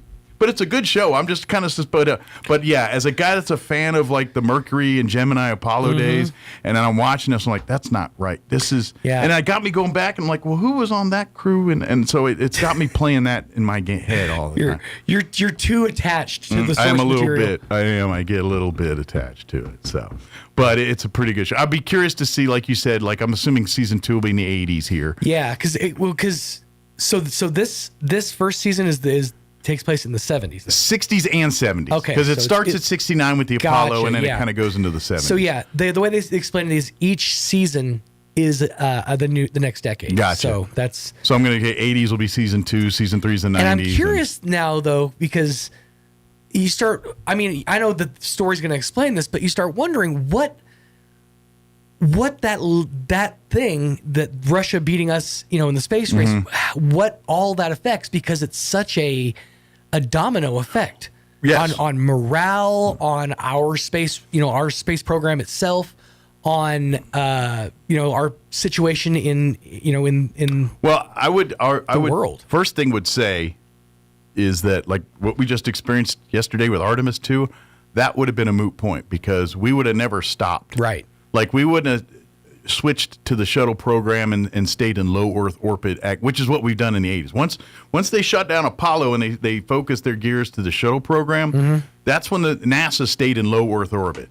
When we're going to the moon and now back with Artemis, we're going to the high Earth orbit. We're leaving kind of our bubble. Right. But with Columbia, we stayed in low Earth orbit the whole, with the space station, with Mir, all the things that's been going on, and in between now and Artemis, or Apollo and Artemis. Is stayed in low Earth orbit stuff. All of that would be gone. We would have been, once the moon, and they kind of in the, Russians get there first. Oh, we're going to be the first to build the moon base. We're going to build and just a spoiler alert, and I don't know in real life, but they found water. That evidence there might be water on the moon, which means they can sustain life. Yeah. Which means they can build rocket fuel, which means they could build a refueling station, which means they can go from the moon to wherever they want to go. It's a hub. So now the race is to get the head of the Russians to do this, and so yes, it would basically the moon race would have just gone into the Mars race to the whatever race to the I think. Because we got to get the military dominance. But it's kind of funny because and just plot twist without giving you too much in the limited I've seen, like the Russians put their first guy on the moon, and then right when Apollo 11 they're going to do their thing, the Russians put another person on, and they're saying, "Hold up, by the way, it's a woman." And then now the Americans are like, we got to get women in space quick, and and so it's kind of a whole thing. It's kind of funny, so it's interesting. It's a fun reveal. That's like then this is going to be a dated reference, or it's going to date me. But if you ever played the original Super Metroid, you play through that whole game, you're like, this dude's badass, and you get to the end and it's a chick. You're like, what? I was a girl. And then you find out from your friends that if you beat it in a certain time, she takes off her uniform. Oh, really? Yeah, and she's in a bikini. Man, those computer hackers guys are. I'm telling you, little pervs, weren't they? They were looking for pixelated skin. Because when they weren't drawing for Pixar, they're busy making Leisure Suit Larry hidden gems and actual games for kids. So, and if you beat it in a very specific certain time, the costume comes off to reveal that it's actually Kristi Noem's husband the whole time. Oh man, I swear, real life. I've seen that picture so many times in the last 24 hours. Real life camp is just when you think you've seen the weirdest thing on Netflix, real life just says, "Hold my beer." This is why comedians and like people who write for late night and even South Park has said it's next to impossible to do these days because this is just insane. Yeah, exactly. This is just nuts. So it's like that Jerry Springer show is awful. I know. Let's just make the world Jerry Springer. Yeah. That was a trial run. You know how they do, like McDonald's will test a sandwich in a certain market? Jerry Springer show was a test market. That was Artemis 1. All right, we need to get the hour going. We're going to replay our interview with Matt Bristol. Pay attention. He's always got good legal advice for you. Before we do that, though, let's take a gander at your weather. I'm meteorologist Steve Hamilton with your Pecos Valley weather. Mid-80s on today's high and sunny with high pressure over the area, a little bit breezy. Overnight, a few clouds, and we're in the upper 40s, and then we get mid-80s and sunshine again on Friday. Then for Saturday, we'll have sunny skies, cooling off a little bit, right around 70 on the high. We'll stay near 70 with a slight chance of a shower or thunderstorm on Sunday. That's your latest forecast. I'm meteorologist Steve Hamilton. Thank you, Steve. Currently 62 degrees here in Roswell. Humidity is at 34%. Winds are variable at 3 miles per hour. Don't get to say that often. We do have a red flag warning kicking in at noon today, remaining in effect through 9 p.m. For today, sunny and 85. Winds will be breezy, but not like when you usually hear red flag, you think it's going to be bad. West winds 10 to 15 for us today, shifting to the south this afternoon. So for us, that's not so bad, but the breezes with the dry air is the cocktail for a red flag warning. So tonight gets a little breezier, actually. Mostly clear. Overnight low 50, south winds 15 to 20, and they'll drop down 5 to 10 out of the west after midnight tonight. Friday, sunny skies still lingering in the mid-80s, 84 for a high on Friday. Northwest winds 5 to 15 miles per hour. Things do cool down for the weekend. Saturday, mostly sunny and 71 with north winds 10 to 15 miles per hour.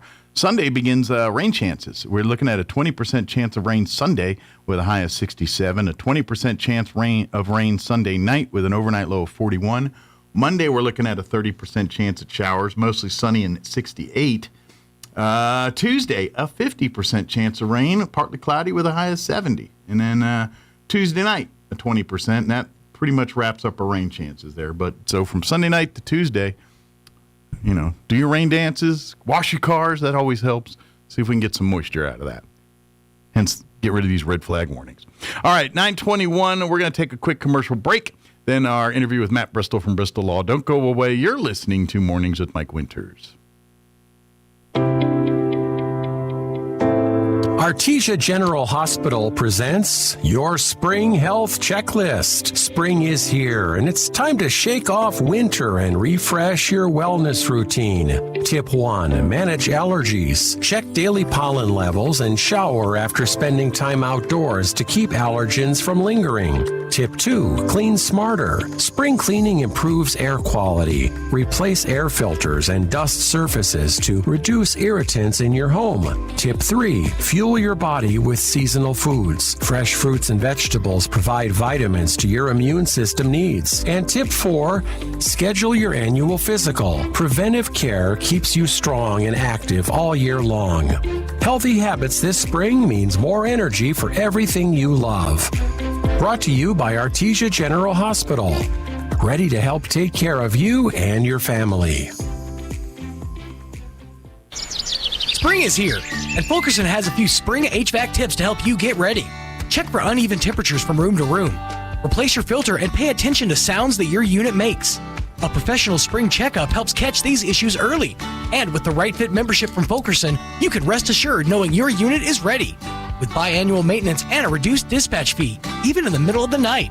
Call 575-319-9984 to find out more. Fulkerson Plumbing and Heating, proudly serving Roswell and surrounding areas. $5,000. That's the average amount of money people in the U.S. are now spending on gas in a year. $5,000. That's crazy. If you drive, you have to download Upside, the free app that gives you cash back every time you get gas. That's right. You can earn real cash back with Upside just by buying the gas you're already buying. You can literally start earning cash back today. I use Upside every time I fill up, and I've already made around $300. You're putting gas in your car anyway. Why not get real cash back? If you like free money, download Upside. I'm saving the cash I earn from using Upside to help pay for a vacation later this year. Download the free Upside app now to earn cash back every time you buy gas. Use promo code AIRPORT25 to get an extra 25 cents per gallon on your first tank. You can cash out anytime right to your bank, PayPal, or a gift card for Amazon and other brands. Just download the free Upside app and use promo code AIRPORT25 for a 25 cents per gallon bonus on your first tank. That's code AIRPORT25 for a 25 cents per gallon bonus. You can't hunt camels in Arizona, but you can buy them. They go for about $10 a pack. Here's Mike Winters. All the way from the fourth floor. Yep. Matt Bristow back with us from Bristol Law. Good morning, Matt. Good morning, Mike. How you doing? Doing well. How about yourself? Well, I'm doing better than you. I don't have a cold. Yeah. Well, good news is I'm on the backside and I'm feeling a little way better than I was last week when this thing was rolling in. So, I mean, yeah, I'm not 100%, but I'm certainly light years before. So those little kids at school shared their cold with your wife and brought it home. I'm blessed. Usually from about November to April, I'm usually got something going on thanks to the gift of sharing. So, well, bummer, dude. I'm glad you're getting better. Yeah. Well, thank you. But for folks not familiar, Matt joins us each month to come on the show and talk just usually advice when it comes to various different angles when it comes to law and things like that. Could be things to protect your family or deal with family legal issues. Sometimes we talk about business law and things. If you're starting a small business, how to set it up legally without covering your butt. And when you do the things to cover your butt, are you actually doing the things to cover your butt and all that kind of stuff? So that's the kind of stuff we talk about each time. Yeah. So I'm continually amazed that people don't realize we're a community property state. Yes. And I mean, it affects everything we do, from marriage to divorce to probate to bankruptcy. And I'm just always surprised when people don't understand we're a community property state. So how many community property states are there in the country? Do you know? I feel like there's only like 2 or 3, right? Well, there's 8. 8. Okay. I know California's one and I know we're one, but I'm not sure of the other ones. Actually, Louisiana is French community property, so it's a little different. But most of our community property states are in the southwest part of the country. Okay. Because it's a Spanish law custom. So basically, where Spanish influence hit first, odds are there's community law, where the English were coming, they're going to go with the English version. English common law, right? Yeah. Now, a couple states around the country adopted community property law by statute. Okay. But it's usually in the southwestern part of this country, Texas, New Mexico, California. And so do you know what community property state means? What do you know what community property means? Well, I think it's,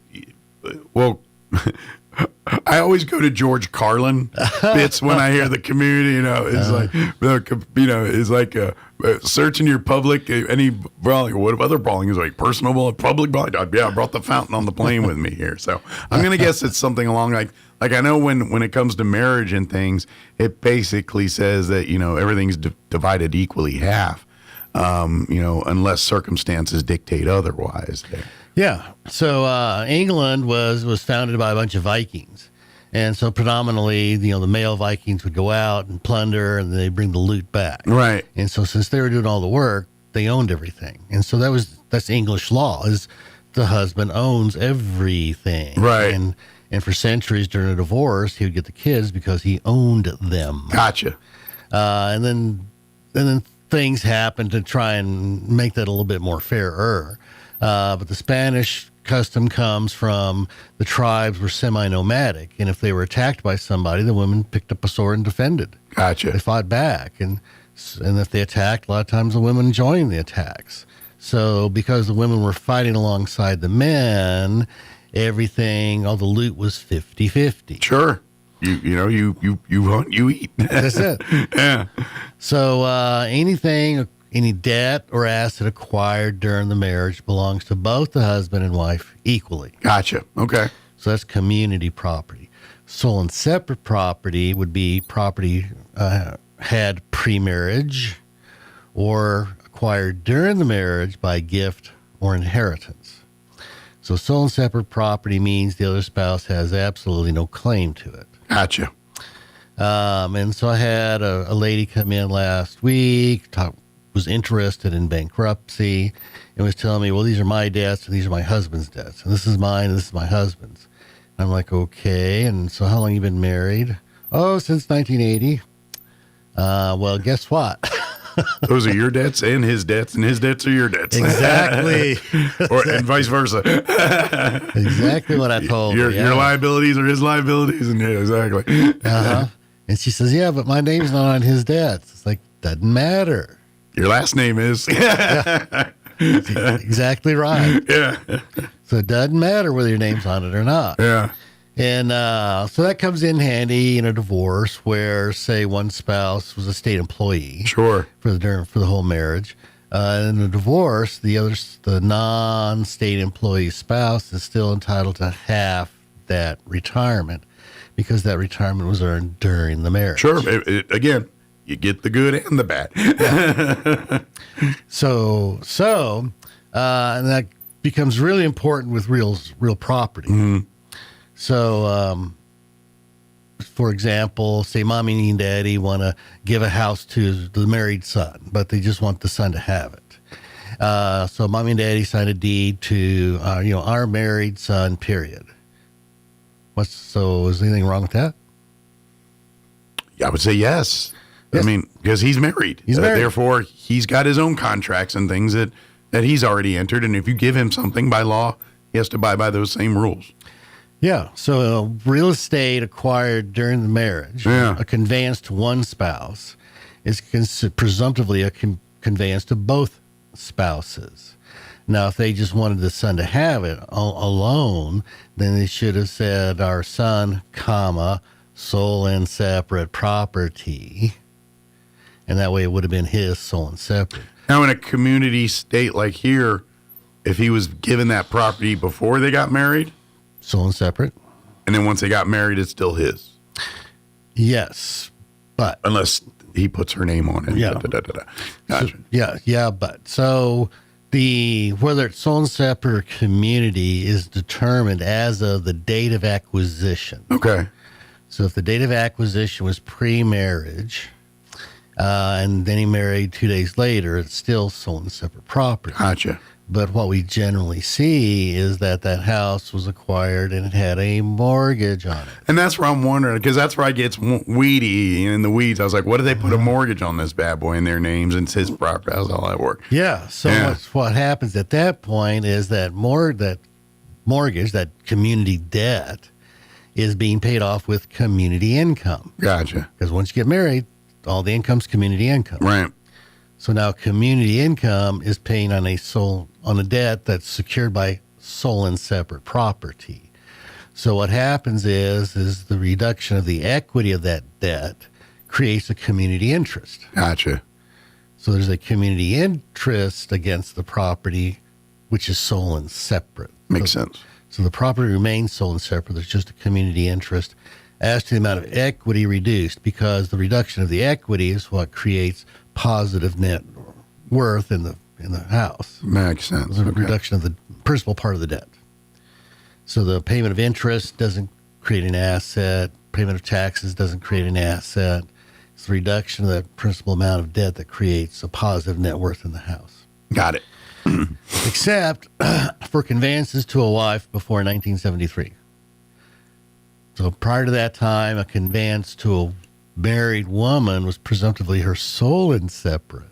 Okay. But a conveyance to a married man, was still presumptively community. So what happened in 1973 to change that?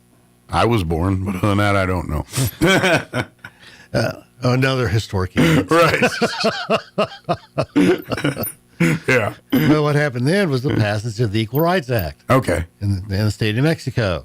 And so the state said, oh, you to be equal? Great. From now on, conveyance to a married woman is going to be community property, not hers, sole and separate.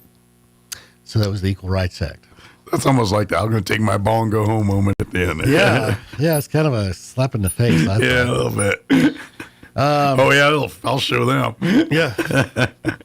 So what happens if, say, somebody from a non-community property state, we'll pick on Illinois.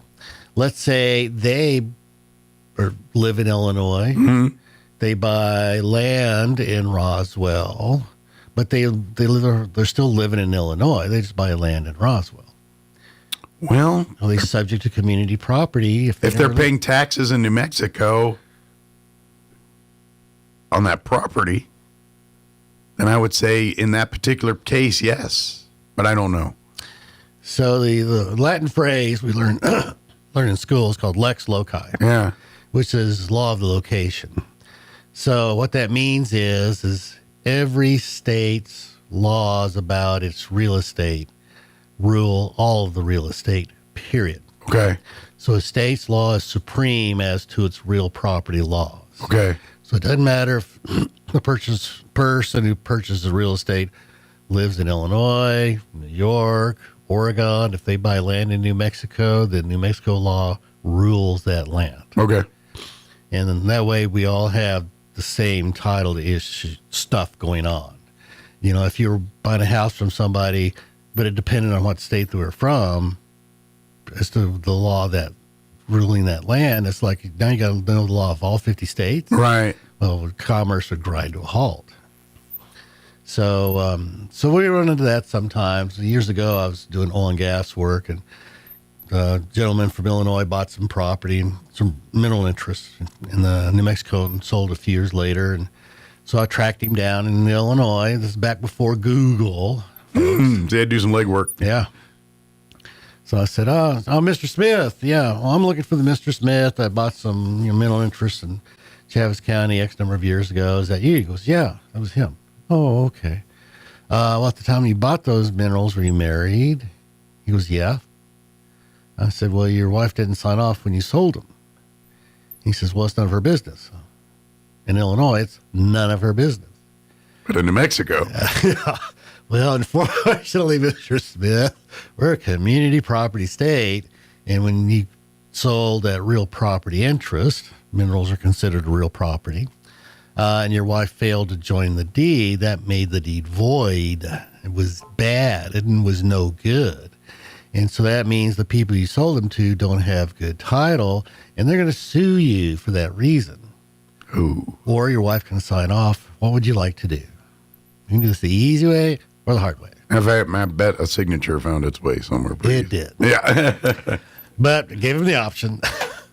But yes, I mean, that's the easy way to do it. And so, but he was still subject to New Mexico community property laws. That's how it works.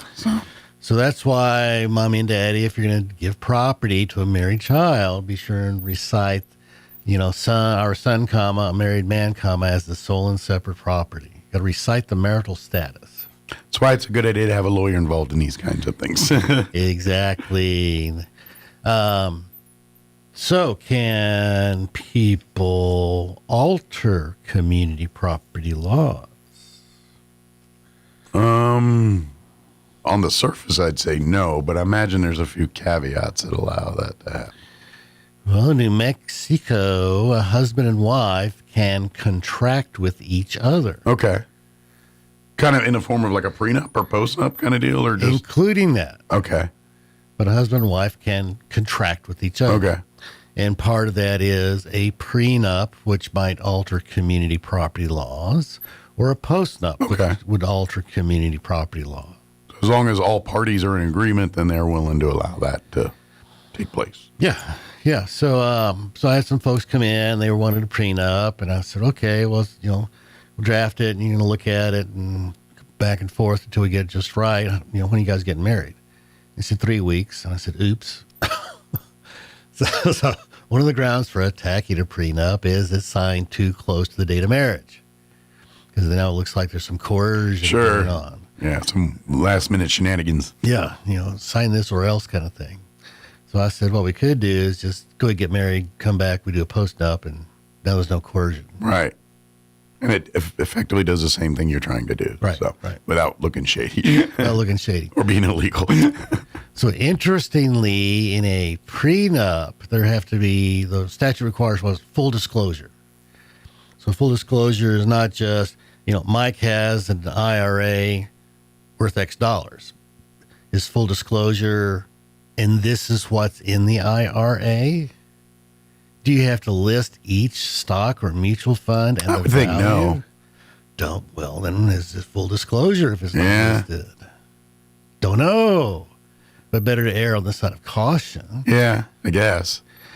If you just list I own 5 houses but not the value, is that full disclosure? Sure. True. Don't know. But for a post-nup, full disclosure is not required. Okay. So it's actually a lot easier to do a post-nup than a prenup.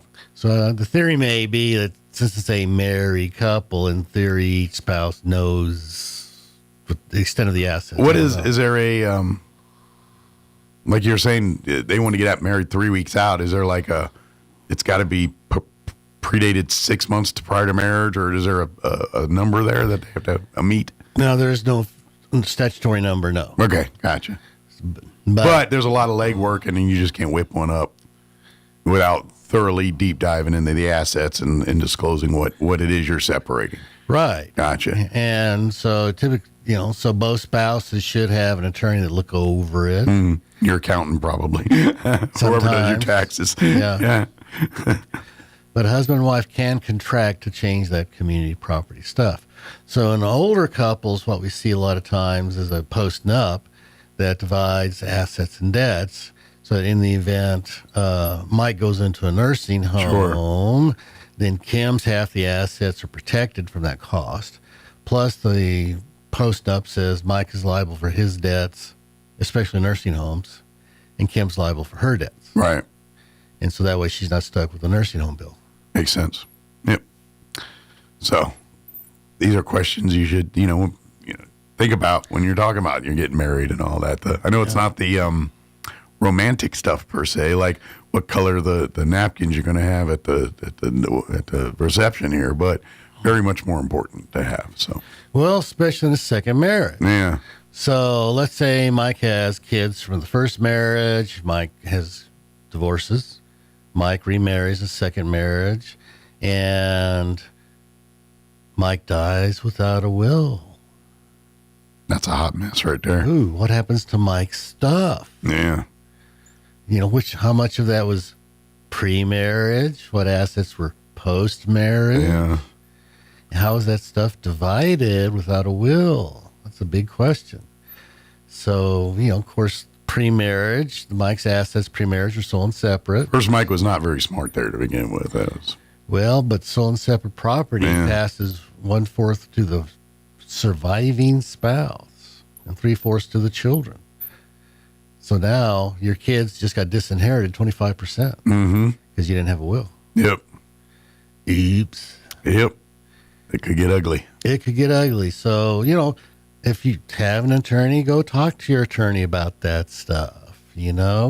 Plan ahead. You need to talk that out with your spouse, especially in a second marriage of, yes, I'm going to provide for you, or no, I'm going to leave everything to my kids. You're 60 years old. You should have provided for yourself all these years, or whatever the conversation is. Right. You need to know what you're getting into. Sure. Absolutely. And I wonder, too, if this is, just from my perspective, where, because when we were kids, divorce and things were much less prevalent and things like that, where it's much more common today. And so it's almost like things we didn't think of 50 years ago. Like, yes, a divorce did happen, but 4 and 5 of them, and for one person, that's a bit out of unless you're Liz Taylor. But most other people didn't live like that. You know what I mean? Yeah. And so we're almost I feel like we're setting precedences in this last 20, 30 years of just law. It's like, 5 marriage. You know what I mean? It's like we're pushing those boundaries here and testing those theories more and more as we get as we advance as humans. Well, yeah. So, folks, if you are dating someone and they have had those 5 marriages, that's called a red flag. Oh, yes, yeah, that is. Hello, let's get a prenup before that happens. But that's the stuff. At the bare minimum, have the serious conversations. I know we talk about love and marriage, and yes, love and marriage is awesome. But love and marriage without a plan for marriage is not awesome. And I know we talk about when people get married and there's marriage counseling, and it's all about how the two people can coexist together. That's what, what I mean, as far as we talk about how to, give and take and listen, and that's what we teach. Yes. But in honesty, we need to also teach, hey, you need to talk to the lawyer about setting up this, and now that you're combining all of your stuff, where's that meeting? And we don't do that kind of stuff. And People don't, no. And I almost think we should. Like if I'm, and to be honest, if I'm a forward-thinking preacher, and a lot of these folks want to have counseling with the people before they marry them, I'm going to add if I'm going to talk to my lawyer buddy and have him come in and sit down for a couple hours with him and give him a plan on that side too. Yeah. You know what I mean? And because to be honest, most of the stuff we're talking about here is this kind of conversations we'll be having. Yeah. When they're having the marriage counseling and the stuff that that a lot of people go through to prepare for marriage. Yeah, I knew a lady here. She was married to a bank president, local bank president. And it was second marriage. And they married probably in their 60s. And then after 15, 17 years, the husband was older and he started getting ill. And so she's having to take care of him, and they had to take more and more care of him at the house. Sure. And come to find out, in his will, he left everything to his children of the first marriage. And she's asking me, well, why I'm taking care of him every day. I have to bathe him and feed him, and he leaves me nothing. Why should I stick around? And I said, well, only you can answer that. Yeah. But if they'd had a prenup where she knew going into it what was going to happen, she could have negotiated something or prepared herself for that. Yeah. So that's why you need to have those conversations before the second marriage happens. Is how are we going to treat the money? How you going to provide for me or not provide for me, or how does that stuff work? Absolutely, yeah, it is. And to be honest, having those honest conversations then can save a lot of heartache and headache down the road here. So yeah, and Mike and I have urged our listeners in different situations of, kids, before you get married, you need to talk about money and budgeting and finance, and what does money mean to you, and who's good at budgeting, and you got it. And this is the part where, and I don't know, this is, marriage, though in our society doesn't seem to feel that way. Marriage is forever. That's the idea, is you two, and I get it. We're talking to lawyers. It happens every day. It doesn't last forever. But that's not the intent. But you know why? Part of that is because we don't prepare for it that way. And, we talk about getting children ready to be adults and how we're putting them in their education and their college. And we invest so much time and energy in how to do that. And you need to kind of do that in the marriage side, too. Because, quite frankly, it's going to be the biggest, at the end of the day, that's going to be the biggest part of your life. Yep. I mean, the job and everything's going to hopefully financially take care of things. But at the end of the day, how you live your life, how you end your life, who you spend your life with, all that's on the marriage side. You know what I mean? In that relationship. And you really, really need, when kids get married, I know you need to think about that kind of stuff. What is that plan? How are we going to, I'm not saying you have to have all the answers at 21 and getting loving, but at least be aware, what are we doing here? What's going to happen when we get to this level? Where are we going to be at 5 years in our marriage? When do you want to have kids? When? These are the conversations you might want to think about before you just rush off to get married in Vegas or whatever you're going to do. Yeah. You have discussions of, what do you have in common, what do you not have in common, because the part of the human brain that recognizes cause and effect doesn't develop till about age 30. So that's why I think a lot of young marriages don't always work out. I don't think at 20 people really know who they are. Sure.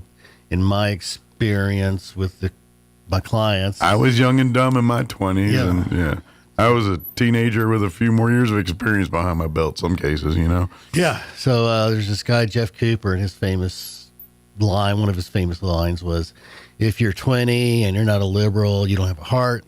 But if you're 40 and you're not conservative, you don't have a brain. That makes complete sense. And that's how people change over time.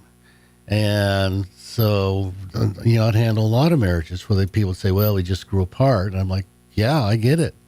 That actually does happen. And it's nobody's fault. Absolutely. But you still need to have those conversations in advance. What do you have in common? What don't you have in common? Sure. How are you going to resolve arguments? You got to have rules of engagement. Absolutely. Basically. But it's, now both Matt and I have very much scout brains, and it's always about preparing. Yeah. And that's, and yes, love, when it comes to marriage and the love and all that, the emotional side, it's very much very important part of that. But if you don't come in with a modicum of logical problem-solving solutions, critical thinking side of this a little bit, then you're bound to set yourself up for failure. Yep. That's just the truth. Yeah. Failure to plan is planning to fail. Yeah. So please, make smart choices when you talk about these things in marriage. I get it, love, and you think love's going to figure it all out. It don't. Yeah. It don't. It sounds like it does until, 2 weeks in it and ain't no food in the house and everyone's trying to figure out how to get dinner. Then let's see where love gets you. That's, So, speaking of figure it out, I just got to tell you a quick story. So we have the kids on a camp out, and there's a sink, but there's no really running water. We brought our own water, and so we had a pot of water with soap, and then we got a pot of water for rinsing. It's got some bleach, and so the little scouts, dipping the cups and forks and knives in the pot, and all of a sudden it comes to a plate. And the plate won't fit in the pot. And the little girl says to me, what do I do now? I said, you solved the problem. And I walked off. But she solved it. There you go. She did. It's like, how do I get this here from there to there? And she solved the problem. You just got to, let those kids figure it out. Yep. Give them some room to expand. Absolutely, yeah. Which is why we love Scouts, but that's another story for another day here. Yeah, I'm so proud of her. Bless you. Thank you very much. We got about 5 more minutes or so here. What else do we want to cover here before we wrap up today? Well, a short story. I don't know if it'll take 5 minutes, but is Mr. Katz. And there's a famous Supreme Court case, United States versus Katz, K-A-T-Z. Not the deli cats. No. Okay. Different cats. Sorry, I have roast beef on the brain. No, this Mr. Katz, he was a drug dealer. Okay. And this was back in the 70s. And so his drug dealing of choice was either in his drug neighborhood, there was a phone booth. Okay. And so that's where he did most of his business. 70s and street. There's a reason why phone booths disappeared. I mean, other than cell phones, but they're also gang activity and drug activity. Yeah, but back then, phone booths were pretty common in areas because not everybody had a phone. Believe it or not. Believe it or not, it's something that was in every street corner 30 years ago and does not exist. The phone booth is it, or the payphone. Well, and up to 15, 20 years ago, they still had phones on the wall at the convenience stores. Right, exactly. Pay phones, yeah. Every once in a while you see one, but not very often. Not very often. Yeah. So Mr. Cass was doing his business out of the phone booth, and he'd, talk to buyers and sellers and stuff. So the FBI got involved, law enforcement got involved, and they realized he was doing his drug stuff. So they bugged the phone booth and taped enough conversations for enough period of time till they felt comfortable, and they arrested Mr. Katz. And so what was Mr. Katz's defense? Probably illegal gathering of evidence. Fourth Amendment. Yeah. It's illegal seizure or search. And the FBI's, the prosecution, the state, United States versus the United States says, oh, but it was a public phone booth. And when you're in the public, there's no expectation of privacy. Mm-hmm. And when there's no expectation of privacy, there's no search warrant required. The government only needs a search warrant where there's an expectation of privacy, like in your home. Sure. Got to have a search warrant. Sure. And so it went to the Supreme Court, United States Supreme Court. And what they said is that the moment Mr. Katz closed the door on the phone booth, he had an expectation of privacy. Yeah. And the search warrant was required. And if I remember right, because I remember, I've heard this, isn't that the reason why they started getting rid of phone booths and started going to just those phones on the wall? Phones on the wall, so there was no door to close, where there was no privacy, so they can, in theory, listen in all they wanted to. Yeah, so they had like little dividers that would come out of the wall. But there was, no... Between the phone. Yeah. But there's no door, there's no booth. Now there is no... So the answer, Mike, is probably. Okay. No, there's no law passed.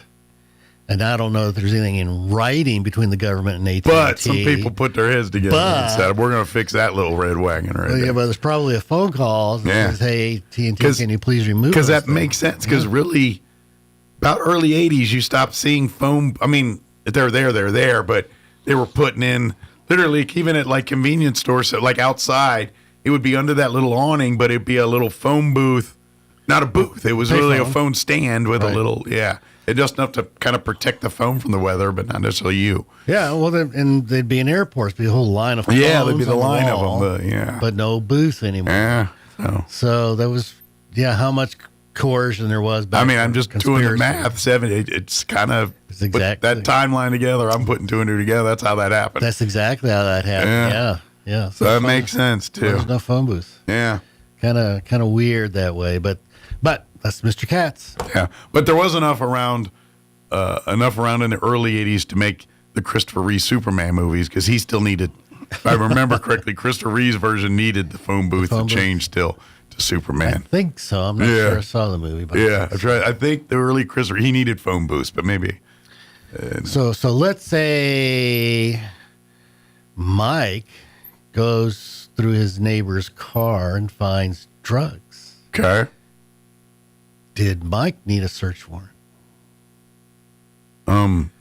Did my neighbor invite me into the car, or did I just randomly break into his car and find drugs? Randomly broke into his car. Then no. I mean, I don't. But I'm technically breaking another law by breaking and entering. I mean, I guess you're breaking in the car. Yeah, you're breaking a law. But the government is the one that needs a search warrant, not private citizens. So I can turn him in. Yeah. Of course, I get arrested for burglary or robbery or whatever, but breaking in the car, yeah. But it's the government, so the search warrant is to protect us from the overreach of the state. Okay. And that's basically what a defense attorney does. They're not defending the criminal; they're defending all of us against the overreach of the state. Now, will that win in court? Like if I literally broke into someone's car, turn it into evidence, and could they fight that get a lawyer to get that one thrown out? Well, I don't do criminal law. But just your experience-based stuff. But you didn't need a private citizen doesn't need the search warrant. I'm just curious. I was like, could that case hold up in court? Well, that's up to the cross-examination of the defense counsel. How do we know Mr. Mike didn't put the drugs there? Sure, it's true. It could be a lot of... This is where you find out if you got Johnny Cochran or not. Yeah. Defense lawyer, yeah. Yeah, exactly. So, do we got time for a fact or fiction? Sure. So, in the ancient Greek world, there was the known world. Okay. And in the middle of... It was called the middle of the earth. So the Greek would be Messiae. Or Geo. Okay. Geo, in the middle of the earth. So there was this body of water that was in the middle of the known world. So they called it middle of the earth, Geo, Messi Geo. And so the Greek culture kind of waned and the Roman culture kind of came on the scene. And they stole the pantheon of gods basically from the Greeks. They just gave them new names. But they took that part of the Greek culture. And the same thing as the Messiae. They did this body of water in Latin was in the middle of the earth. Okay. So if you have a container that has water, it's called an aquarium. Okay. But if it's full of dirt and you got a turtle in there, it's called a terrarium. Terrarium. Mm-hmm. Because terra firma, terra is earth. And of course, middle, the word Latin middle is the median in the road. Makes sense, right? Median. Mediterra. Mediterranean. So that's why it's called the Mediterranean Ocean, because it's in the middle of the earth. That makes sense. Middle of the known world. Yeah. And brought us all these delicious foods. And did you ever see the Med when you were in the Air Force? No, I got to Italy, but I was always in northern Italy. I never got south to get down to the Mediterranean. That is the deepest blue. Yeah, I was. That's a bucket list. I'm going to go back one day. I've never been to England, and I've never been there. And I'm always want to do England, Ireland, and always want to go get my toe in the Mediterranean. Well, you need to get there since it comes off during the summers. Yeah. One of these days. This summer we're venturing all the way to the Mississippi. We're going to do I've never been to New Orleans either. So this summer we're going to do one of those cool river cruises. We're going to go start in New Orleans and do like an 8-day where it's going to go up the river up to about Vicksburg, and because I've never seen that area. I wanted to see the Battle of Vicksburg and all that. So literally that, and then it'll cruise back in. So yeah, I'm going to go see that part of the country I've never seen before. Yeah, the Mississippi is about a mile wide. It's a freaking huge river. Into the Zambezi in Mozambique is about a mile wide. It's a huge, huge river. So I'm kind of looking forward to that. Yeah, that'll be fun. So we'll hit the international waters next. Okay. So, of course, if anybody has any questions or anything when it comes to legal advice for family or your business, don't hesitate to reach out to Bristol Law Office. You can always go to bristollaw.net to learn more about Matt, schedule an appointment, and sit down with Matt. Now, this is a great thing about Matt. Matt will sit down and talk to me and say, hey, look, I'm listening to what you got here. You really don't need me. You just need to go down to the clerk's office, file a couple of these, and you're good to go. Yep. Or Matt will tell you, no, it's going to take more than that. Let's get into the weeds on this one. Yeah. So, but either way, Matt will be upfront and honest with you about that right from the jump. Exactly. Yeah, we're not going to blow any smoke. Yeah, and of course, it's the earlier